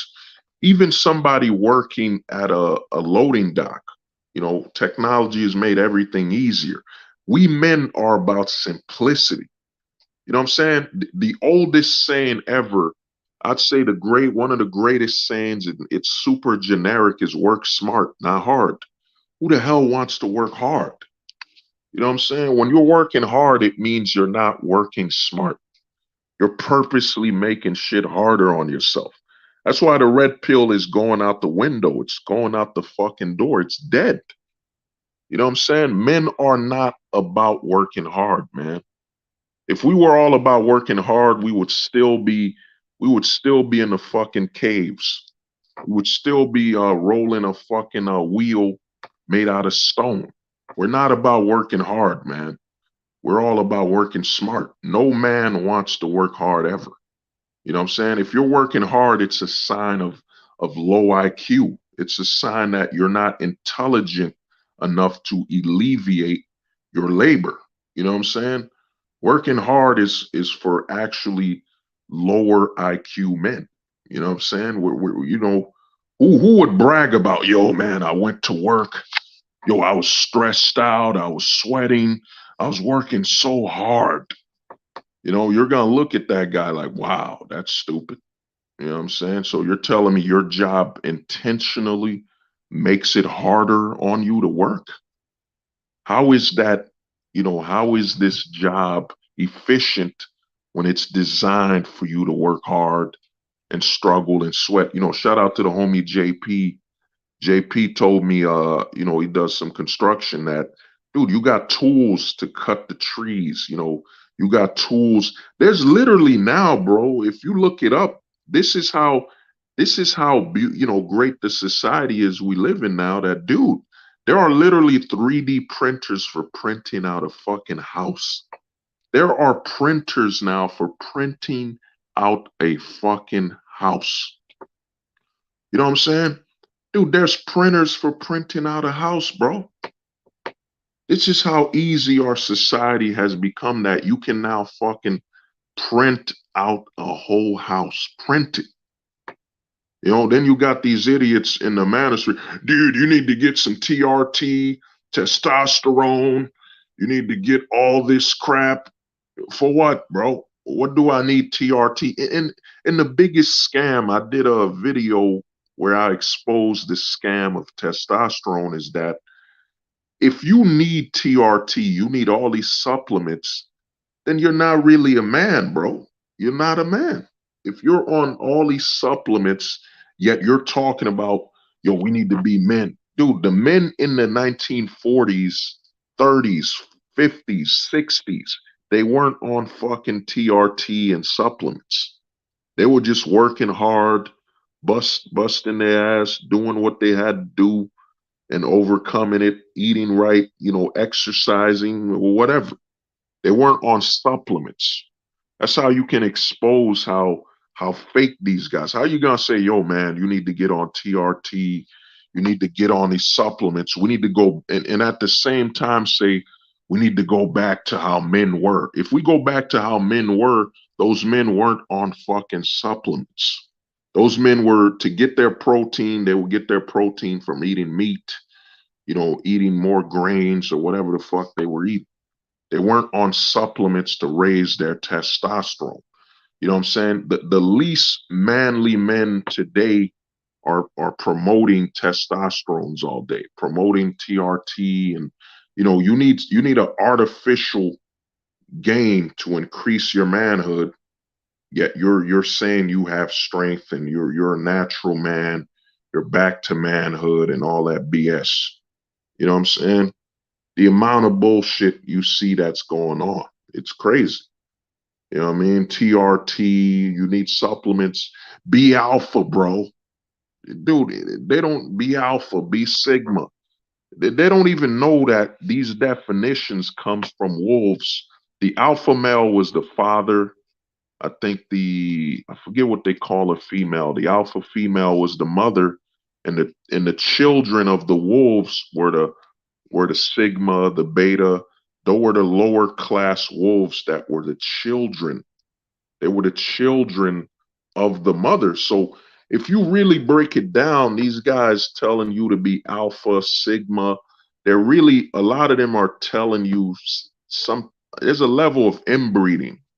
It's a level of inbreeding promotion. They're telling you gotta overcome the alpha. So you gotta overcome your father to mate with your mother. A lot of these guys don't even know the laws, what they're talking about when it comes to alpha and all that. We live in a new society, man. You either adapt or start, and here's you either adapt or start praying for it or go overseas. The reason the overseas movement is blowing up is that a lot of guys, and I've been saying this with my gold pill videos, that you can time travel. If you want to experience life like it was in the 1960s, go to a country where lifestyle is still like that. You could time travel, dude. You could travel. That's why the men traveling overseas is going to keep expanding because a lot of men are saying, dude, I can't take life here anymore. I want I want the relationships that were like in the 1990s, 1980s, 1970s, 1960s, 1940s. So they're going overseas because if you look at the 1960s, 1940s, 50s, 70s, 80s, all you got to look at is the law. So you're going to navigate to a country where the laws are similar to those times. You know what I'm saying? And you could travel back in time. There are still countries where people live in tribes. So if you're all about, yo, man, I want to live in a tribe, I want to live a completely natural life, then you're gonna take your passport. The passport is $150 to $200, and you're gonna go overseas. You're gonna go overseas, man. You know what I mean? So I called it months ago. I called it over a year ago with the gold pill. What's going on. But let's see what the homie said. Yeah, they love to compare themselves to animals, tigers, lions, wolves, bears. Yeah. Oh, dude, yo, Mario, man. You know what's funny? What you just said is a lot of these guys comparing themselves to animals. It's actually them being just like the gender people. You know how the people say I identify as an asexual or I identify as this and that. A lot of guys in the manosphere are identifying as animals. You know what I'm saying? I identify as an alpha wolf, a tiger, a lion.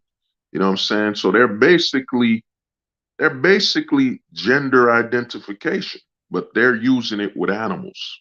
I identify as a fucking polar bear or wolf, all this bullshit, you know, but you can't identify as just a man. It's like I tell guys, man, the most terrifying thing to the modern man is manhood. The scariest thing you could show a man or tell him is, the truth of manhood. You tell a man the truth that, yeah, dude, your kid ain't special, bro. Your kid is not special, man. This kid that you're willing to go to jail for, to fight a system that you're gonna lose anyway, that ain't manly, bro. You going to the childhood, to the family court saying, yo, I'm gonna fight and become impoverished. I'm gonna become poor. I'm gonna go homeless just so I could get custody of my kid. The trauma. This is the problem with the majority of fucking men in today's society, is that they're so selfish. Think about the damage you're going to do to that kid, that you're going to go through a custody battle for over 5 to 10 fucking years. You're going to go homeless.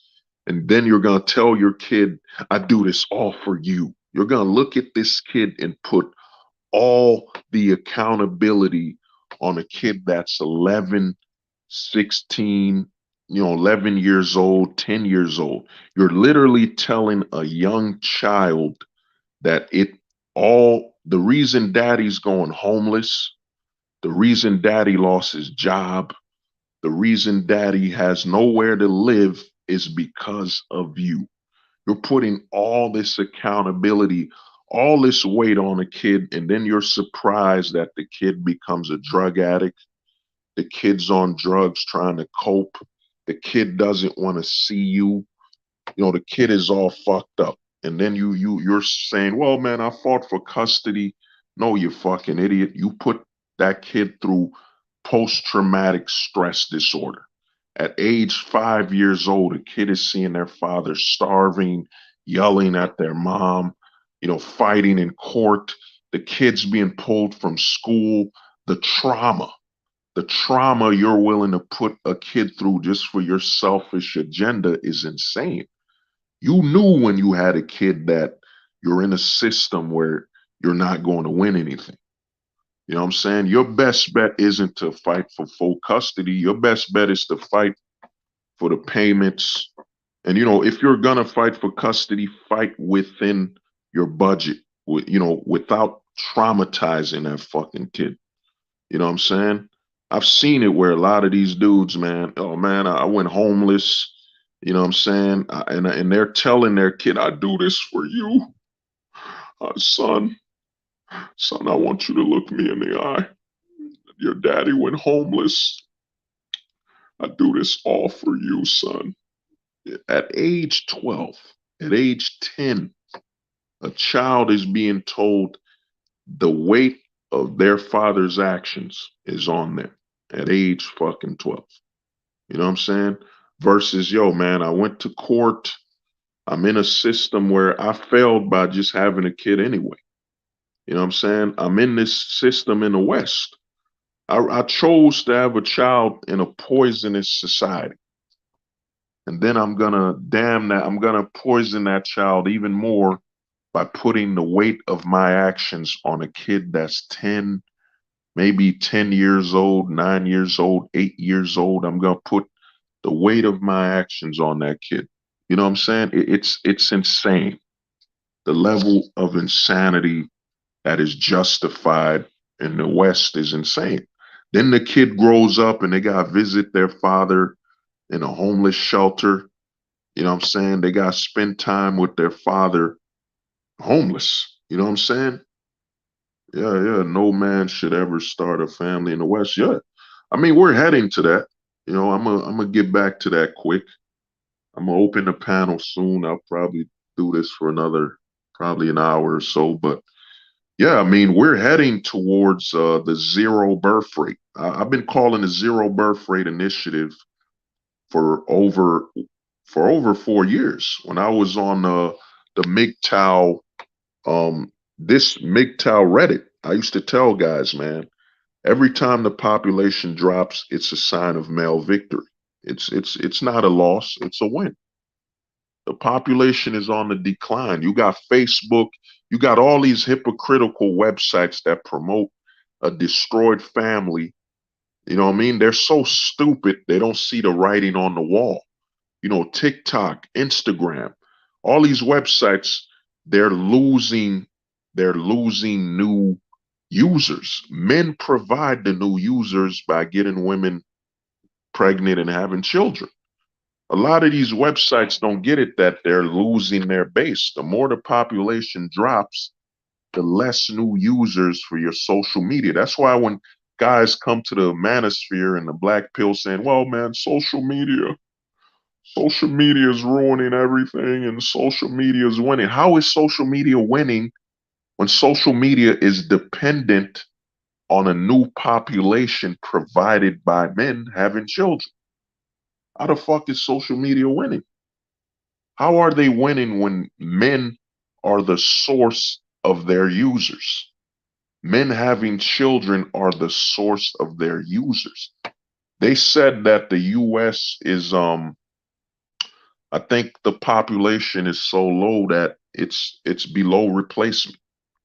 Now, I think women are having one child per, it's below replacement. So let me ask you guys this, man. Where is Instagram?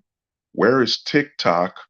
Where are all these websites gonna get users in the US when the birth rate is declining? How are they gonna replace their new 20, their age 20 or age 15 when men aren't having children? You know what I'm saying? Social media is so easy to destroy because men aren't having kids. You know what I'm saying? If you're not having children, social media loses its resource of new users. Where are they getting new users when new users aren't being born? You know what I'm saying? That's why this narrative that yo, social media is the ultimate force, it's unstoppable, it's all powerful. How? When the men decide, you know, the user base by having children. You know what I'm saying? How is social media so great and so powerful when the men decide the new users by having children? You know, but to get back to what the stream was about, you know, why men let me put this thing back. Where is it? Yeah, fatherhood. Yeah. Why men fear fatherhood is that, you know, the society is pushing men to actually being asexual. Even with the whole, look at the narrative with the whole the push where a government official would not say what a woman is. You know, this is what the black pill does, man. The black pill, when you look at things from an absolute form of logic, there's no emotion involved. I'm not looking for emotion. I'm not being patriotic. I'm just looking at things for what it is. Why would why would a woman that's in the politics say, I don't know what a woman is? You want to know why? It's very simple. They have to push the you know, the transsexual initiative. You know what I'm saying? If they can openly say they can't define what a woman is, that means now they can push up front for more men to abandon their sexuality as straight men and start sleeping with anything. You know what I'm saying? Because hey, man, the definition of a woman is, you know, is anything that looks like a woman. You know what I'm saying? So they're pushing this. So the society we're in is literally pushing men to not have children. Like, dude, I was on Tinder. I'm on Tinder and what is it, Bumble? I was on there and you can't choose the sex. You can only choose the gender. You can't choose the sex. You can only choose the gender. So if I choose woman, I'm choosing the gender woman. And every once in a while you'll see a Decepticon, you'll see an Autobot pop up and they'll say fully transitioned or partial transition, all that bullshit. You know what I'm saying? Because the government grows by having men abandon their sexuality. Once you abandon your manhood, once you choose the closet over your manhood, you're gonna choose the government to represent you as a man. That's why you see this rise of we need more government programs for alphabet people because these men have abandoned their manhood. Once they've abandoned their manhood, they need a man to protect them. And what they'll do to replace the man they used to be is the government. You know what I'm saying? So there's a whole initiative to turn men asexual. And you got to also look at it from a consumeristic perspective. If I'm a video game manufacturer, you know what I'm saying? I'm manufacturing video games, I'm manufacturing entertainment. I would make more money if men were not becoming fathers. We would make more money if men age 40 years old are buying action figures, playing video games, money that they would invest in children or starting a family, they're now investing in us. You know what I'm saying? We're in an asexual society. You know what I'm saying? And they're pushing the narrative because if you look at and here's the thing, man, I got no disrespect for the alphabet community. You live your life, do whatever the hell you want. Do whatever the hell you want, man. Live your life, whatever. But what you got to understand is we have an asexual narrative. Because if men are, let's say this, a man's pursuing a transsexual. Why are they pursuing a transsexual? They can't have children with that transsexual. You know what I'm saying? All they can do is have sexual activity, meaning they can't increase the population. So let's say a guy is in a relationship like your John Anthony lifestyle who's with trannies all the time. If he's with trannies, he's not having kids. So he has more disposable income. He has more money to put into the consumer market. We got to be honest, man. Children are bad for business. Children are bad for business, bro. You know what I'm saying? If you don't have kids, like I got some homies that don't got kids, still buying, you could still buy the latest PlayStation. You could still spend all your money on the latest PlayStations. Yo, $500 PlayStation. I don't got no kids. That's not a problem. Let me put money on that $500 PlayStation. You know what I mean? Oh man, dude. Yo, man, there's a sports car. There's a $70,000 sports car. Oh man, let me put my bread on that $70,000 sports car. Oh man, they just dropped these new Jordans, man. They're like $500. They're only making 1,600 of them worldwide. Let me drop some money on them Jordans. You don't have children, so you have far more disposable income. You know what I'm saying? A lot of guys like to talk about the women and all that. No, bro. You black pilled, man. This isn't about some pity perspective crap.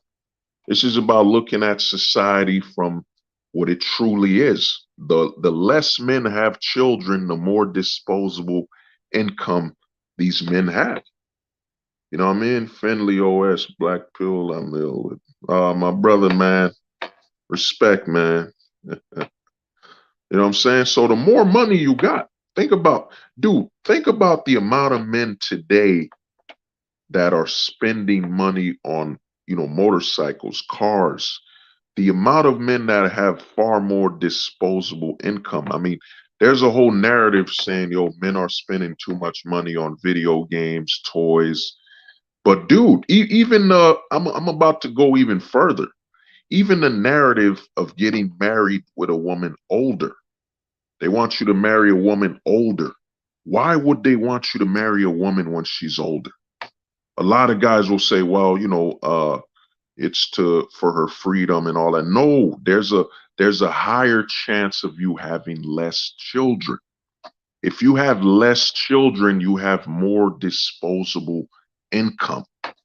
Why would I, Sony, who makes PlayStations, Why would I, BMW, want you to have more children? How does it benefit me that you have more children? It benefits me that you wifed up your girl, you got married to her, you got her pregnant at age 34. She struggled to have a child. Then your doctor advocates, yo, man, you can't put her through this. You know, if she's 36 trying to have a child, it's you're gonna endanger her life. You're potentially gonna have a child with mental illness. You know what I'm saying? So the older she is, the less children you have. The less children you have, the more disposable income you have to put towards the, you know, consumerism. You know what I'm saying? Because, dude, uh, an auto industry has nothing to do with children. You know what I'm saying? You know, the gaming market has nothing to do with children. They need you to spend more money. You know what I'm saying? Let me see. Meanwhile, women overspend trinkets, makeup, clothing, shoes. Yeah. But look at that. Dude, Mr. P, look at that, bro. The women are burning money, plus the men are burning money. They come together. And remember, we're not in a society where men budget out or save money for their child's, college or educational fund. No, people don't slow down anymore. You know, a dude with kids will spend like a dude without kids. We're in a hyper consumeristic society where everything is about consumption. You know what I'm saying? It's not about having a family, starting and all that. No, even a man having a family still, yo, I'm gonna rock these new Jordans and I want my son to match my Jordans. It's all about expense, consumerism, consume. Most people, their identity is on consumption. You know what I'm saying? It's on consumption. You know what I mean? Back in the 90s, when a man had kids, his clothing changed. He went from Nikes to Skechers. You know what I'm saying? He went from Adidas to Lugs. He went from Timberlands to fucking polo sneakers or whatever. You know, the expenses would change. You would consume less. When a man has a family, he would spend less money. But now in today's society where they've stripped men completely, I mean, manhood is dead. The only way a man gets a long-term relationship now is to submit. You have to submit and be submissive. You know, your Chads, your Tyrones. Dude, I've worked the bar, man. I've worked the bar where I've had some homies that were Chads, Tyrones, whatever the hell you want to call them. And they would tell me, dude, I'm in a relationship now. I can't come out like I used to. I can't go outside no more. You know, you got grown men telling you they can't go outside because they're under their girl's supervision. You know what I'm saying? They're under their woman's supervision. They can't go outside anymore. You know what I'm saying? So the man in a long-term relationship is a man who is submissive. That's why I say we're in the age of the pink-pilled man. We're no longer in the purple pill. You know, the man who wants to play football with his son, that's dead. You know what I'm saying? We're in the pink pill age, man. Today's father is a bitch made man. He's on his knees. You know what I'm saying? He's basically a fucking assistant. Oh, honey, I want my son. Can my son play football like I played football? Can he play football? No, dear, he can't play football because football's dangerous. You know what I'm saying? This is today's man. The modern man is on his knees. You know what I'm saying? The modern man is already, and he's on both knees. You know what I mean? He's on both knees. That's the modern man. You know, Will Smith is the example. You got a guy like Lucario who's in an open relationship where his wife bangs other men and comes to the bed sweating of the scent and essence of other men. This is the norm. If you want a long-term relationship, you have to take the pink pill. You have to take the pink pill. I got to make a video on a pink pill. It's overdue. You know what I'm saying? This is the future of man. The future of man in the West is on his fucking knees. He's on his knees. You know what I'm saying? You got to think about it. He's on his knees. He's on both knees. And when he gets married, this is when he gets on one knee. So he changes from two knees, being on two knees, to being on one knee. This is the future, man. The future is your Will Smiths. Will Smith is the example. He's the standard of what a man is today, man. He's the definition. He's the modern man. The modern man is on his fucking knees. You know what I'm saying? He's on both knees, man. He's a bitch, man. He's a bona fide bitch. I mean, her girlfriends are more assertive than him. You know what I'm saying? Oh, baby, I can't go outside. You know, yo, hold the truth hostage, man. I can't meet you at this bar, bro. We can't drink, man. We can't chill out. You know what I mean? Because my girl don't like me being outside past 10 p.m., man. She wants me in the house. So hold the truth, man. I'ma holler at you, bro. I'ma holler at you, man. You know, drink a beer in my memory. You know what I'm saying? In all honesty, man, you got to start doing that. You got to start pouring a drink. You got to start, you know, they used to do that in the old hip hop videos where they'll buy a 40 ounce. You got to buy a 40 and pour. And here's the thing, if you pour a 40 on the ground for all your lost homies, you know, all the lost homies, you ain't going to have nothing to drink. You know what I'm saying? You ain't going to have nothing to drink.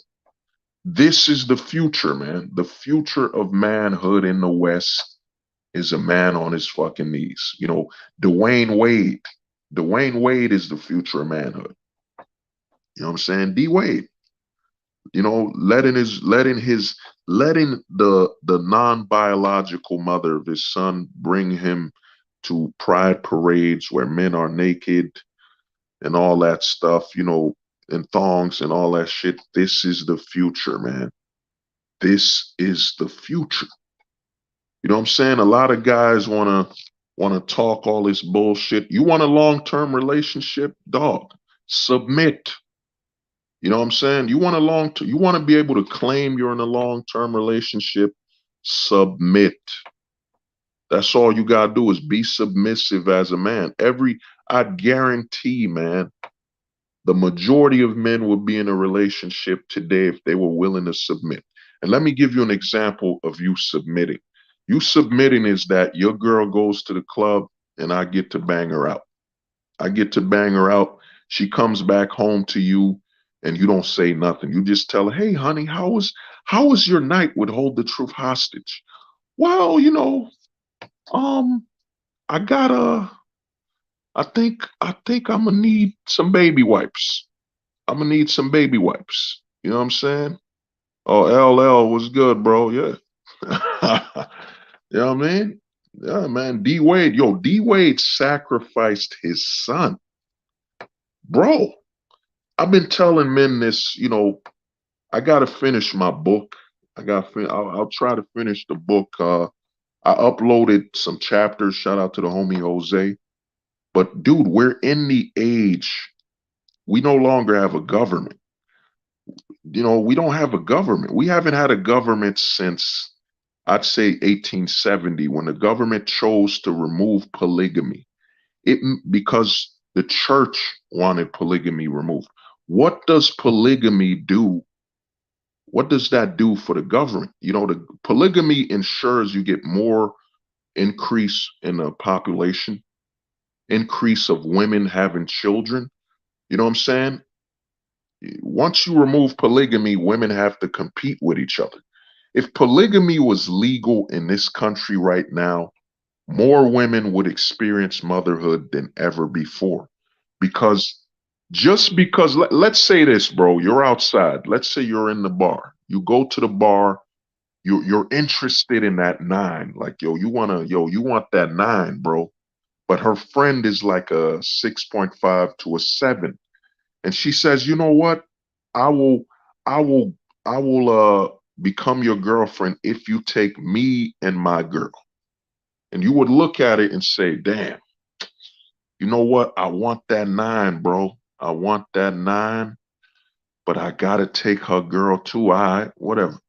You know, the nine, I'll bang her out. You know, the nine, I really enjoy that sex. I really perform. The 6.5, I'll take her to, maybe she'll give me more hand jobs. You know what I'm saying? She'll give me more hand jobs, more BJs. But that nine, she giving me the full course meal, everything.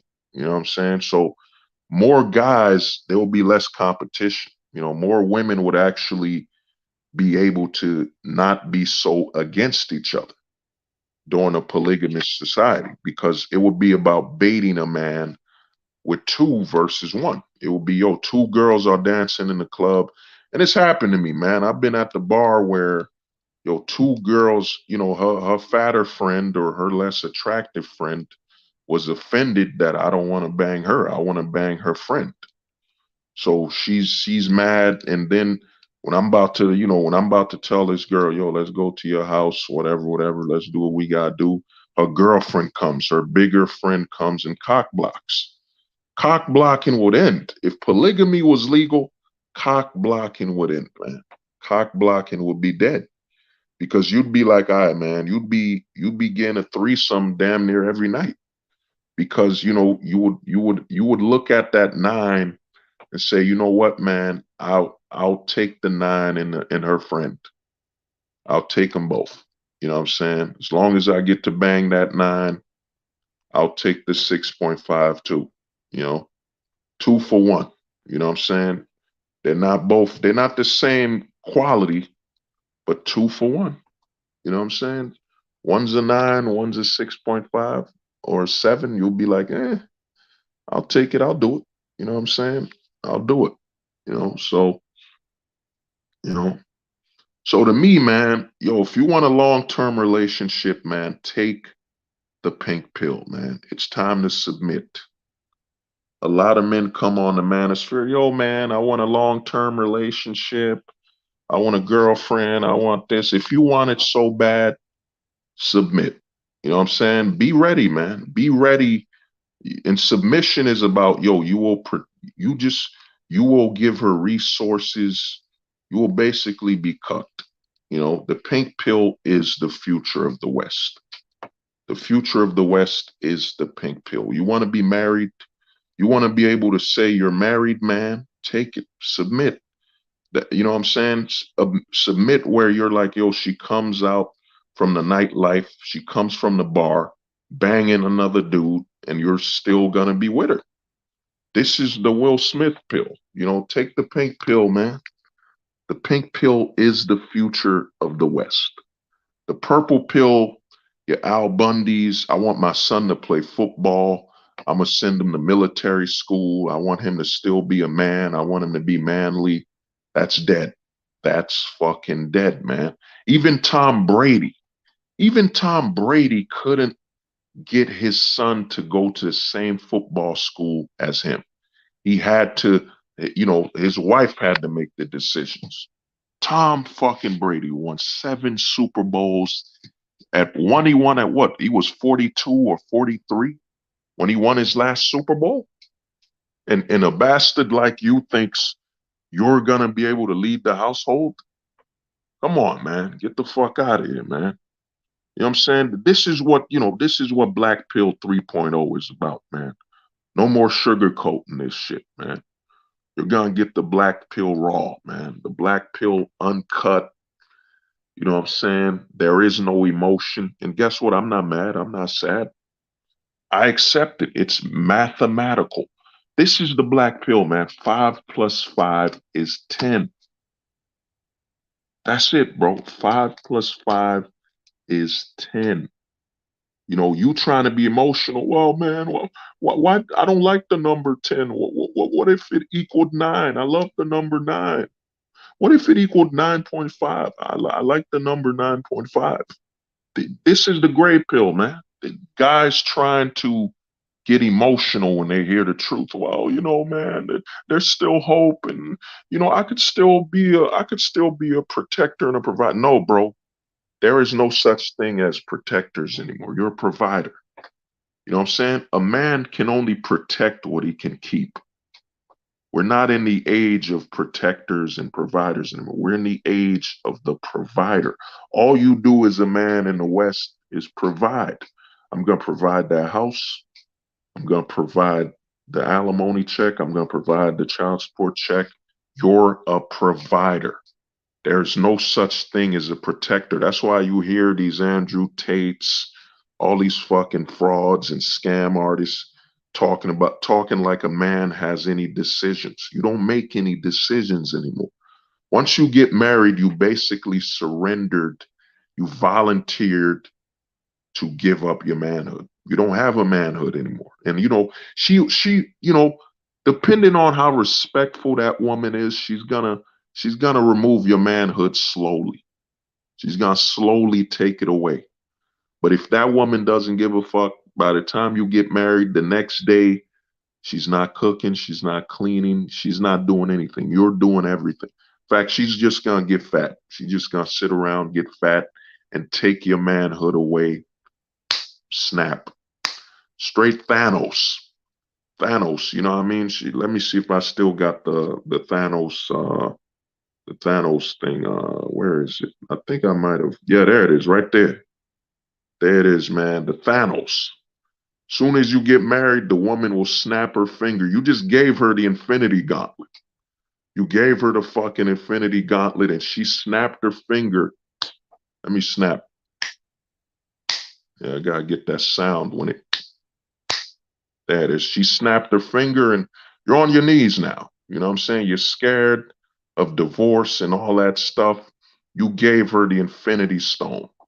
The Infinity Gauntlet is that marriage contract. You gave her all the power. You're done. You know what I'm saying? She snapped her finger. You're on alimony. And to stay married, you're a bitch now. You're her full-time bitch boy. You know what I'm saying?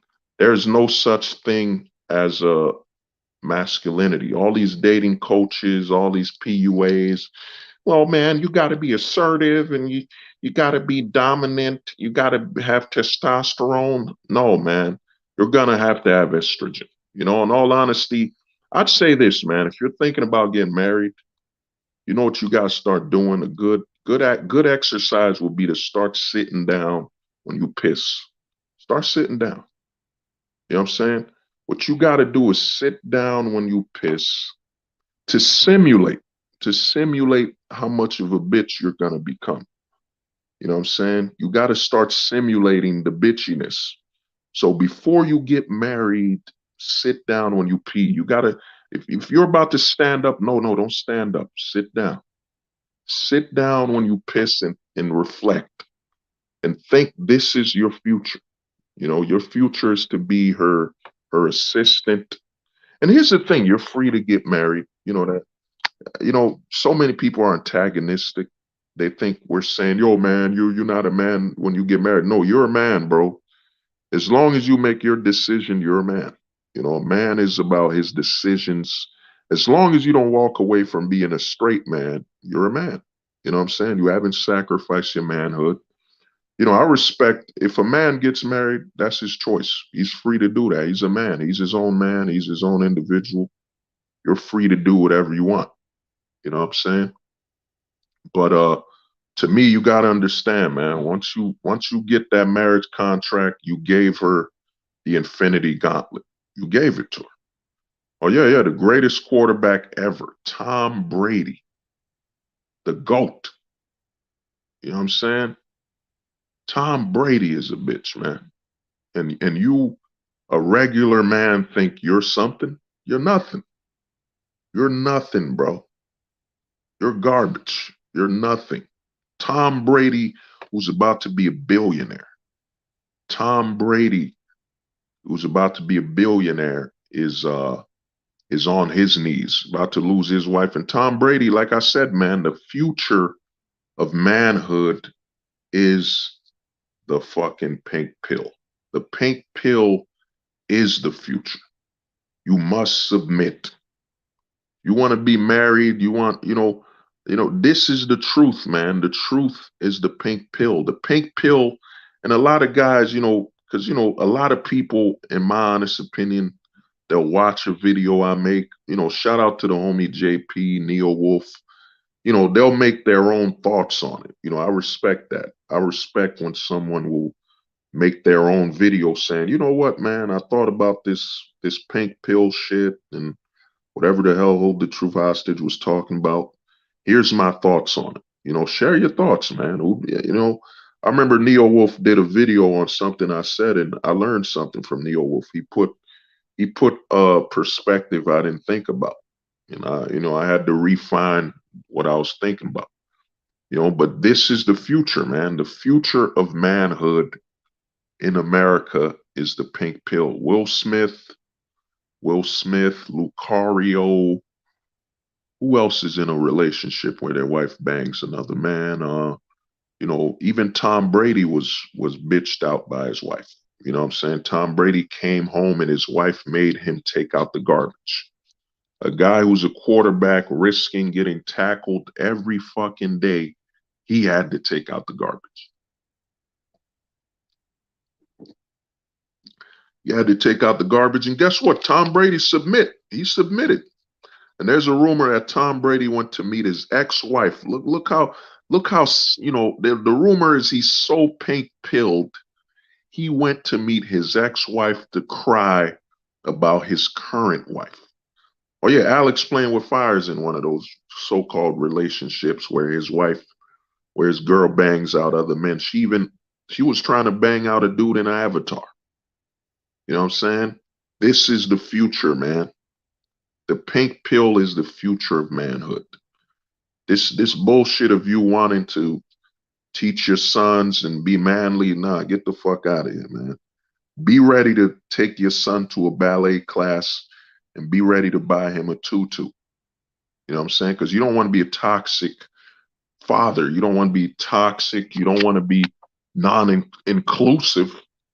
God forbid you're non-inclusive. You know what I'm saying? And a lot of things a lot of guys don't think about is, check this out. You wifed up a girl that never had a father. She never had a father. You know what I'm saying? She never had a father, and she's bossing you around. I made a video called damn, I'm trying to remember the name of the video. I think it was father husband or some shit like that. I think it was titled father husband or some crap like that. You know what I'm saying? A lot of women that grew up without a father, they take their hatred that they had for their father on the husband. You know what I mean? You become the tool to enact all the revenge and anger she had towards her father. That's why they tell guys, yo, you don't wife up the daughter of a single mother.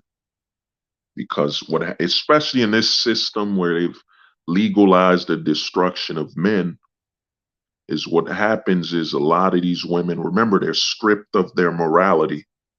The average woman today, we did a full 360 from the 90s. The 90s, there was still Megan, what was her name, man? I forget her name. It wasn't Julia Roberts, because Julia Roberts was it Julia Roberts? Yo, who was the chick in Sex and the City? I forget her name.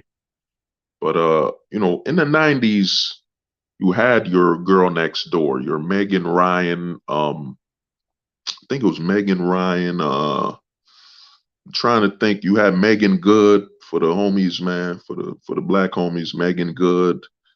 You had a couple chicks that could have been the girl next door. But we're not in that age no more. We're in the age of, if you're the girl next door, that chick is being told that she's suppressing her freedom. She's trying to appeal to the patriarchy. She's not free. You know what I'm saying? She's not free, man. Tom Brady, Bill Gates, yeah, Jeff Bezos, dude. The pink pill is the future. You know what I'm saying? It is the future, man. The future is going to be the pink pillar, the gray pillar, and the dark gray pillar. But the future, the true future, of the men in the West is the pink pill. It's been the future since, I'd say since I think the pink pill really exploded during the hippie era, the 1960s, where they talked about free love. It's how are we in free love? How is it free love when you're in a fucking country where polygamy ain't legal, prostitution ain't legal? How is it free love? Those men signify that freedom is found in a lack of freedom. You know what I'm saying? So I think the pink pill really exploded in the 1960s. You know what I'm saying? And then it really has evolved to where it is now. Fuck, I think I still got that photo. Give me a minute. Where the fuck is it? Yeah, there it is. Yeah, yeah, man. I don't delete this photo. This is the future of man. You know, Harry Styles, man, the future. A man wearing a suit, a dress. They even got Russell Westbrook wearing dresses. This is the future, man. If you want a long-term relationship, this is how flexible you have to be. You know what I mean? This is the future of manhood. You got all these fucking bastards in the red pill. You got all these guys talking all this bullshit. This is the future, man. You know what I'm saying? This is how far you got to go. Yeah, the dating roaches are full of it. Yeah. All the dating coaches, Mr. P, man, STDs. I mean, we're in a pro STD society. Yo, a lot of guys need to understand, man. There are no more, the laws of morality are gone. Morals do not exist anymore. Big Pharma makes a lot of money. We're in a pro STD society. You know what I'm saying? Tell every woman, her best feature is how bettable she is. How bettable. You know what I mean? It's all about the bed activity. Morality is dead. You know what I'm saying? And you got these men in the manosphere talking like some bitches, man. Oh man, I want a woman that can love me and have my child and plant some tulips in the backyard. Make me a glass of lemonade when I come from work. Have a white picket fence. You know what I'm saying? A border collie named Lassie. Or Lassie. What is it, boy? What is it, Lassie? Huh? My son is at the Pride Parade again? Huh, Lassie? Well, where is he? He's in the Pride Parade again. My son? Oh, he's such a good boy. Such a good boy, my son, going to the Pride Parade. Oh, man, I love him. It's making his daddy proud. You know what I'm saying? This is the future, man. The pink pill is the future. You know what I mean? And a lot of men against it, this red pill bullshit, man, is bullshit. This is the future. The future is, Will Smith is what they call that word, not a forefronter. When you achieve something groundbreaking, Will Smith is at the forefront.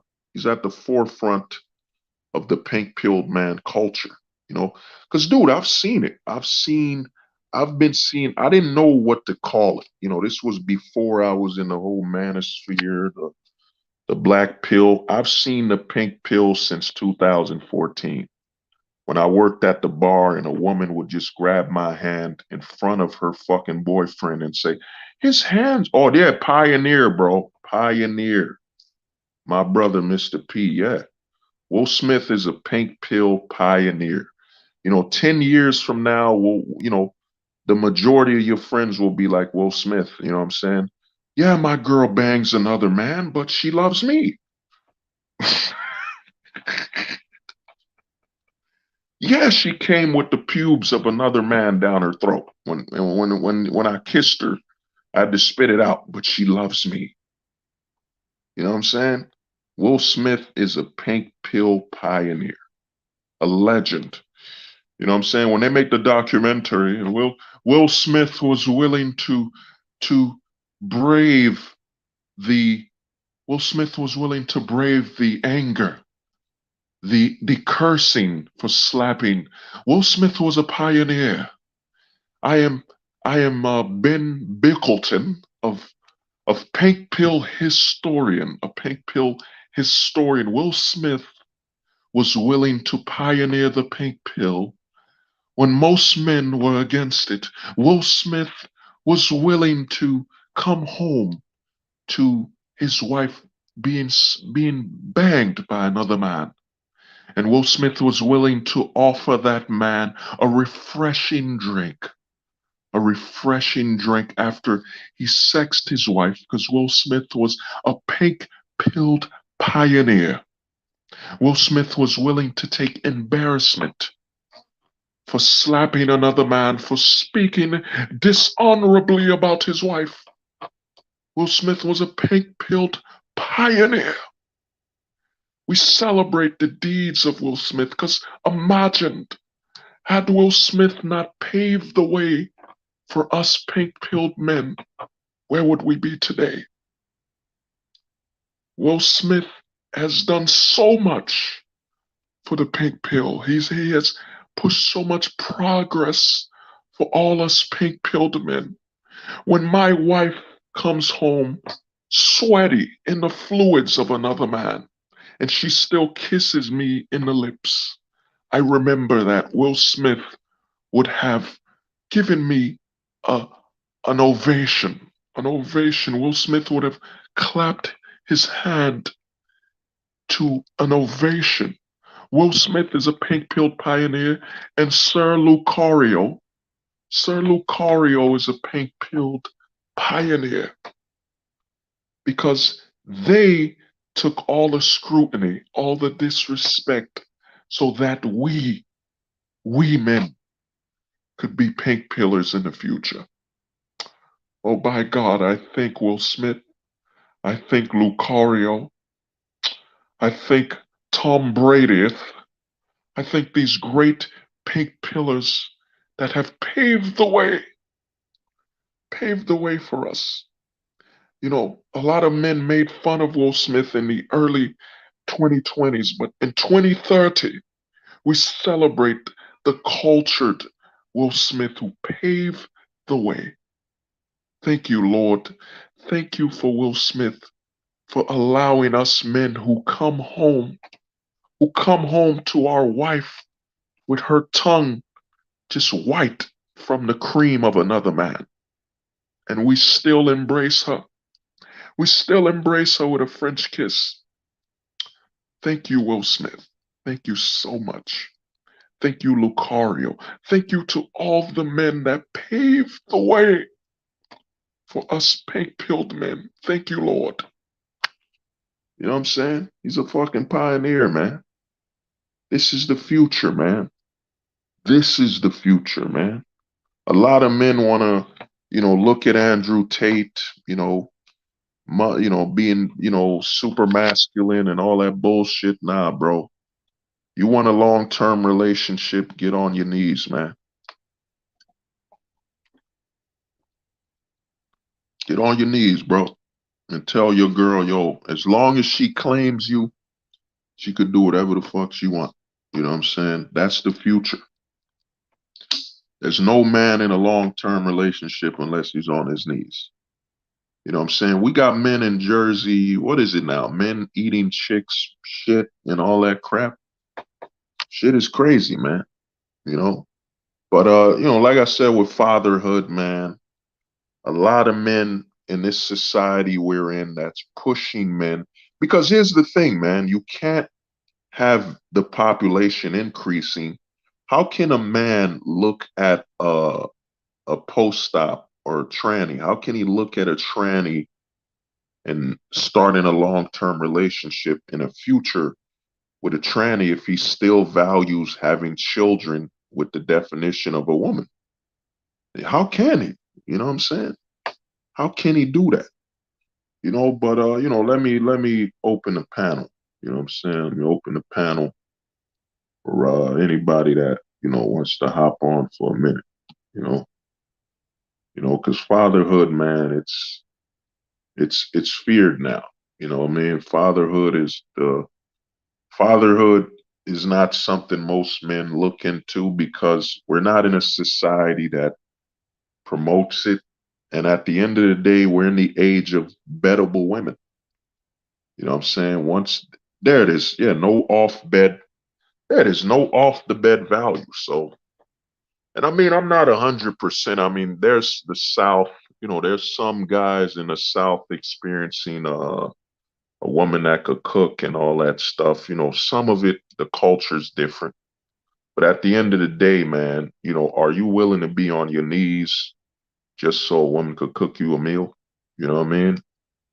In the age where men can cook for themselves anyway, you know, so to me, fatherhood, man, it's, you know, in the West, it's done. You know, I look at it's shame, man. You know, in the early 2000s, I used to be, man, I might have my own little man, you know what I'm saying? My greatest creation, you know, my seed, you know, the greatest creation would be having a child, man, and, you know, teaching that kid and, you know, giving them knowledge. And the thing about having a kid is your best option to actually relive your past because, you know, your kid is now 9 years old. You're like, damn, man, when I was 9, if only I knew this, you can invest that in your kid. Damn, when I was 15, if only I knew that. You know, your kid is basically the means to actually fix what you couldn't accomplish in the past. You're like, damn, man, when I was 18, if only, man, when I was 18, if only I knew how to drive a truck, a CD, if only I had my CDL when I was 18. Yo, son, come here, man. You gotta get your CDL, dog. You know what I'm saying? Because you look at television, man, they've even, another thing they're against is nepotism. I heard Shaquille O'Neal doesn't want to give his children his money. You know what I'm saying? Which is just insane. Like, you know, you're not going to take that money to the grave and you don't want to give your kids access to your money. Of course, you should teach them and all that, but we're in a society where they tell you supporting nepotism is wrong. So if supporting nepotism is wrong, then, you know, why even have a kid? You know what I'm saying? A kid, the whole goal is to be, you know, support nepotism when you know what I mean? That's why you have a child for. You know what I mean? We're in a society where billionaires are telling people, yes, you know, Bill Gates said, I'm only giving my children 1% or less of my fortune. Then I'm going to donate it all, you know?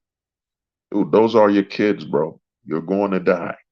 That's how consumeristic today's society is that, you know, even men with children will say, man, I'm so loyal to only being able to spend my money that I won't give my money to my children. You know what I'm saying? I'm gonna go to the grave with this money. You know what I'm saying? I'm gonna go to the grave with this money, bro. I ain't gonna give my children my money. It is crazy. I'm willing to sacrifice my children. But you know, I won't give them my money. I'm like, dog, if I was a billionaire right now, you know, the whole goal would be to prepare my son to reap my fortunes, you know, so he could start off with an advantage. You know what I'm saying? Make your son way better. You know, you want your son at 9 years old to know more than you when you were like 15. You know, your son should be the ultimate project of your, you know, being better than you. You know what I'm saying? The whole goal of having a kid is to make that kid your superior. You know what I'm saying? You want your kid to be like, damn, man, at 21, the amount of shit you know, you're like, damn, wow, I can have an honest conversation with someone at 21 and he's fucking smarter than me. Yo, you talking to your son, you're like, God damn, this kid is just, man, he's the better version of me, man. You know what I'm saying? He's the dream. The dream was to make him better than me. You know what I'm saying? The mouse utopia, although not perfect, because what mice called it. Well, the mouse thing, the thing with the whole mouse society thing, you know, that a lot of guys in the manosphere like to compare their society to the mouse thing. But dude, the mice didn't have a choice. That mouse utopia, they were mice. They weren't that smart, man. You know, we're men, man. We're humans. You know, even now with how fucked up the West is, I mean, one thing, you know, I love America. You know, I love America, man. God bless America. You know what I'm saying? God bless America. Land that I love. You know what I'm saying? To me, they need to change the theme for America to Hulk Hogan's I am a real American. Fight for the rights of every man. I am a real American. Fight for what's right. Fight for what's right. Come on, man. And it's easier to remember. I mean, you know, I can't remember the American anthem. I mean, I can't remember. You know what I'm saying? It's hard to remember. You know what I'm saying? It's a hard thing to remember, dude. But you know, if it was just the theme song from Hulk Hogan, you know, that'd be fire. Who wouldn't be able to sing the American anthem by saying, I am a real American. Fight for what's right for every come on, man. Hear the lyrics, man. Fight for what's right for every man. That is the American theme, man. You know what I'm saying? Instead of I pledge allegiance to it's hard to remember the lyrics, you know. Yeah, no, Shaq don't want to give his sons his money. Instead, he's leaving all his money. Yeah, Shaq's leaving all his money to his daughters. Basically, he basically amped up. That means he's basically corrupting his daughters to where unless a man is worth more than Shaq, you know, the amount he's drowning them with a super expectation. And the fact that he's not willing to give that's how feminized the West is. And I mean, Shaq, I love Shaq, man. I love Shaq, though. I loved him, but you know, Shaq to me is feminized. He apologized for his wife. I was the one that messed up my marriage. Dude, you're a football player. You're a multi-$100 million basketball player. Your wife, yo, she ain't none of that. You know what I'm saying? She should have just respected you. You want to sleep around, as long as you don't bring an STD to the house, she should just respect it. You know what I'm saying? You're paying the bills, you're doing whatever you're doing. But Shaq don't want to give his money to his sons that would be able to protect it and not just give it to give into consumption. You know what I'm saying? That's how fucked up the West is that, you know, men are openly saying, I'm gonna die with my money. And before I die, I'm not even gonna give my kid anything. Just gonna throw it away. He's gotta struggle just like me. The same men that say, you know, how can you say life isn't fair? If life isn't fair, then why wouldn't you give your children an advantage knowing that life isn't fair? You know what I'm saying? Man, I'm worth a billion, man. Yo, I'm a straight up, you know, maybe I watch too many comics, but man, I'm gonna experiment, turn my son to Bruce Wayne. You know what I'm saying? He's gonna be trained in martial arts in other countries. You know what I'm saying? He's gonna be an engineer. By the time the kid is like 20 years old, he's fucking Bruce Wayne. He's gonna be Batman. You know what I'm saying? He's gonna be Batman. You know, he knows Taekwondo, judo. You know what I'm saying? Straight up, the experiment would turn my son to a Batman. You know, man. You know what I'm saying? He's a martial artist. You know, he was trained in the Buddhist temple at age 10. You know what I'm saying? He was solving technology, you know what I'm saying? He was solving technology, trigonometry, all that shit. You know what I'm saying? At 10 years old, he could put a computer apart, he could fix it. He is Batman.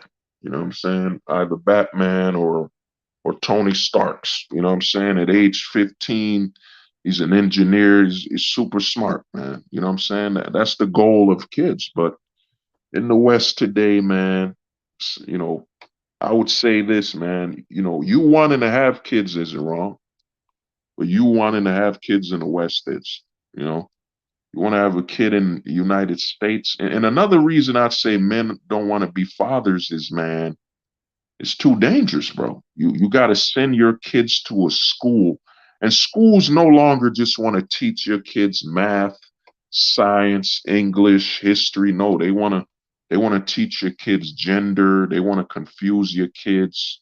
You know, you send your son to kindergarten, you know what I'm saying? And after 10 weeks exposed to the kindergarten class, he wants to wear dresses now. You know what I'm saying? Because the teacher actually gave him a fucking dress. You know what I'm saying? It's done, man. The West, having a kid in the West, man, you might as just be sacrificing that kid. It's just a sacrificial piece. That's what you're doing. You know what I'm saying? That's what the West is. You really want to have a kid here? You know what I'm saying? Where teachers are openly reading their kids' books. Yeah, and I wanted to be a girl. To a fucking 5-year-old kid, man. It's done, man. It's done, bro. You know, I saw a video where these parents were yelling at it was some foreign parents. It was a heavy Middle Eastern parents, and they were yelling at the teachers conference to not teach their kids, to indoctrinate their kids with this you know, this propaganda of sex change and all that crap, you know. But man, but who's to say they're not gonna teach them that, you know? Who's to say the progressives won't pass a bill? I mean, in all honesty, I say this: if you were raising a kid today, you can't let them. Let's say you had a kid, you would have to basically DVR the TV. You would have to DVR their phone. They would not. You would not be able to allow your kid to watch anything that's new. Dude. I searched Gonzo. Remember Gonzo from the Muppets? I searched because I was searching. Shout out to the homie Gonzo School. I was searching Gonzo School. Guess what popped up? Gonzo wearing a dress, playing the fucking princess. Gonzo from the Muppets. I think it's the Muppets. And he's a male character. He was wearing a dress. You know what I'm saying? Gonzo from the Muppets was wearing a dress, playing the fairy tale princess. They even had a new I saw Disney showing this new kids show. It was Lego Star Wars, where they had Darth Vader get twerked on. Get twerked on by I forget his boss, the Sith Lord, you know, the main evil. Him and Darth Vader shook hands. There's no masculine. Shook hands, then he twerked on Darth Vader. You know what I'm saying? He twerked on Darth Vader, man. This is a children's show. You know what I'm saying? Men are looking at it as, yo, and I think the black men are ahead. The black men are ahead because you know, less than 5% of sperm is donated to the sperm bank by black men. You know what I'm saying? I think the white men will catch up eventually. It's always a catch up game between black man and the white man, you know. So the black man's plight eventually catches up with the white man. You know what I'm saying? So I think the black men they're ahead of, yo, man, keep your sperm to yourself, man. You know what I'm saying? Keep it to yourself. You know what I'm saying? Black men are already on the zero. They're not claiming it yet. There's not a brand for it yet, but I'd say it's the zero birth rate initiative or zero birth rate operation. You know what I'm saying? The goal is no children at all, because having kids in the West is the sacrifice. You know what I'm saying? It's a sacrifice, man. You know, I tell guys we don't have a government. We have a God ferment. The government has a God complex. And you gotta look at it like the Mayans. You know how the Mayans used to sacrifice their healthy. That's what the government is doing. They want to sacrifice your healthy children. You send your kid to school, you know, they drug him up. Oh my God, your son, he's hyperactive. No, he doesn't have a fucking problem. He just has a lot of energy. No, the government will be, no, man, he's hyperactive. Something's wrong with your son. Something's wrong with your son for being a normal child. You know, before you had to worry about them drugging your kids only. Now you got to worry about them drugging them, then having them confused about their sexuality. You know what I'm saying? This is the age we live in, man. So to have a kid now, a lot of men are looking at fatherhood as, man, do I want to be responsible for sacrificing a child to this system? Do I really want to have a child and sacrifice it to this system, man? You know what I'm saying? And a lot of men are looking at it and saying, I can't do it. I can't, man. I can't fucking do it, man. You hate saying that the government now thinks they are better than nature instead of following. Yeah, Finley, bro. I gotta send you a link to download it. I gotta repost it, but we no longer have a government in America. We have a government with a God complex. When the government has a God complex, everything is about sacrificing. You know what I'm saying? Children are sacrificed. Once the government, think about it. When the church, I was doing research right in my book, and it turns out in 1870, the church basically said, polygamy should be illegal. Polygamy should be illegal. Well, if the church doesn't want to support polygamy, okay, that's the church. But why would the government take the same actions as the church unless the government believes itself to be equal to the church? As in, the government believes it's a religious organization. Because why? Because polygamy being illegal actually damages the country. It ensures that there'll be a lower birth rate, lower population. It inserts that less women will experience motherhood. Because here's the thing, dude. Women always will outlive men, as they should, because we men build a society to protect our women, protect the women that will be the mothers of our children. You know what I'm saying? So it only makes sense that, women are safe and protected. That's why I had an argument with a guy where I said, dude, man, if you live in a society where you got to worry about your woman's safety, then that society's a failure. That society's garbage. But we live in what I call the government. You know what I'm saying? The government has a God complex. You know what I'm saying? And when the government has a God complex, it does everything that goes against economics. Because economically speaking, wouldn't a man that could wife more women, buy more homes, more property, spend more money? You know what I'm saying? Economically, you know what I'm saying? And remember this, that economically that, what the fuck? Polygamy was legal since the 1800s. Economically, polygamy benefits society. More women will experience motherhood, and more women, and actually more men will actually experience having a woman. I got to do a video. There's a stream I'm planning to do, a very important stream about, I think I got to do a stream about simping. I got to do a stream about is there a benefit to simping? Or basically, what is the difference between a simp and I guess a beta? I don't know. I gotta figure it out. But I gotta do a stream to figure out. I was talking to the homie JP about it. That some men simp are actually doing it for genetic lottery. Like, I'll give you an example. I'm gonna give you an example right now. Let's say you're 5'5". Let's say you're 5'5",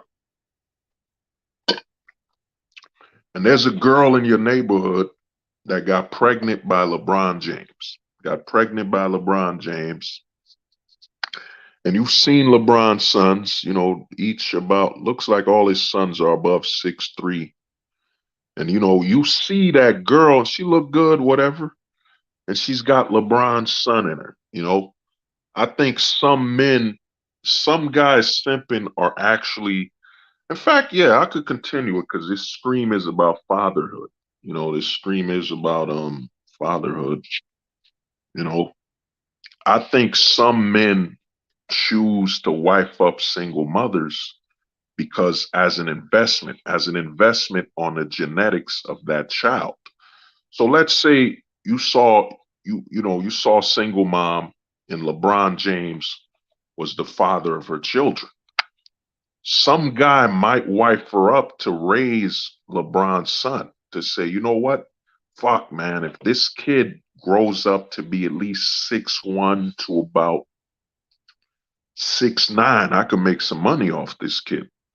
So some guys wife up a single mother, and I don't think this is new because polygamy was legal since America was founded.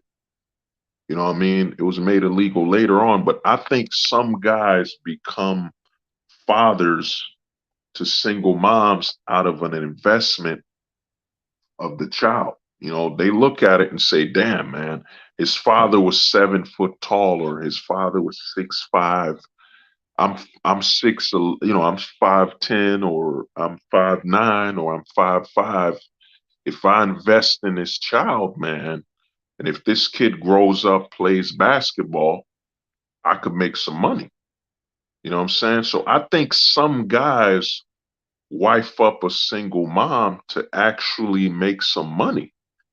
You know what I'm saying? Even the whole Chad Tyrone thing, whatever. If a guy, and I've seen it where if a guy knew the other guy, like, you knew the other guy, whatever, that got her pregnant, and you looked at his genetics, you're like, damn, man, if he's 6'4", or he's 6'5", or he's 6'8", or whatever, man, those, and I'm about 5'5" or 5'9". If I raise this child, I can invest in his genetics, and I can actually profit from that man's genetics. So I think there's a lot of guys, man, that are wifing up single moms and trying to profit off the genetics of the father, the genetics of their stepson's father. You know what I'm saying? And this isn't new. I don't think this isn't new because when polygamy was legal, guys were already doing that. You know what I'm saying? So I think, man, there's some men that wife up single moms because they want to invest in the genetics of the other man. You know what I'm saying? Uh, yeah, the stepdaddy thing. I think some dudes, man. I mean, think about it. I think some guys become a stepfather because they look at it as a profitable investment. Mr. P, think about it. Think about it, bro. Let's say, dude, you saw her ex. He's in jail. He's like 6'5", 6'9". You know what I'm saying? And you're 5'5" or 5'8", 5'11". Just the opportunity to raise his genetics, where you're thinking his son might be 6'11", 6'5", or something. You might be, you know what, man? She don't look that bad. I know I'm gonna be a stepdad, but man, if I can put this kid through sports, basketball, and invest in him, just think, what if, just picture this, you bump into a hot ass chick, you know, turns out her son is Tom Brady, she's a stepmom, she's already given birth to a kid. She's a single mom, and her child is going to be Tom Brady's child. You know how much money that kid will be worth just off the advertisement, commercials, interest by the public. That kid is worth potentially millions of dollars. So if you look at it, stepfather, and from a genetic investment perspective, it might be fruitful, you know? I mean, look at Zion Williamson's dad. His stepdad made, when Zion became a millionaire. Look at Shaq's stepdad, when Shaq became a millionaire basketball player. You know what I'm saying? Sometimes I think guys become stepfathers to play the genetic lottery, where they invest in another man's genetics and try to profit off of it. You know what I'm saying? Because if you knew a chick, let's say you bump into this blonde, look good and all that stuff, and Tom Brady, she's pregnant by Tom Brady. Let me see, put that up.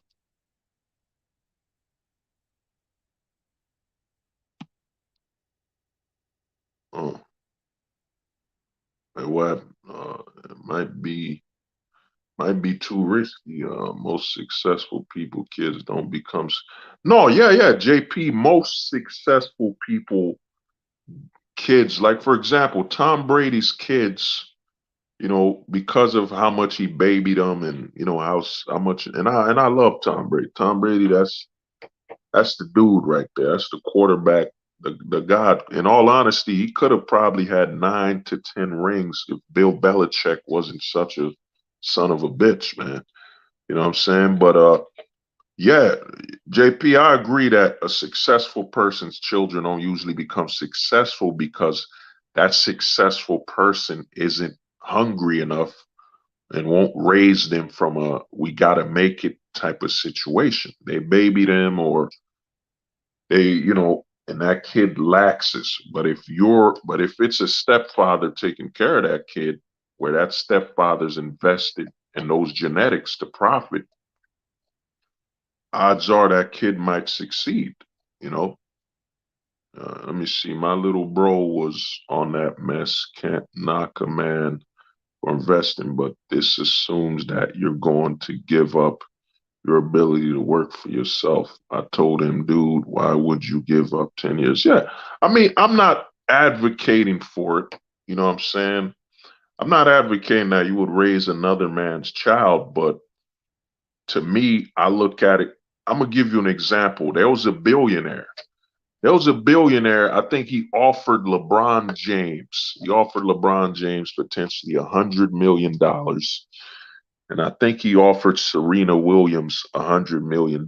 He said, if y'all would just have a kid, he wanted to mix Serena Williams' genetics with LeBron. He thought that would create like a super athlete.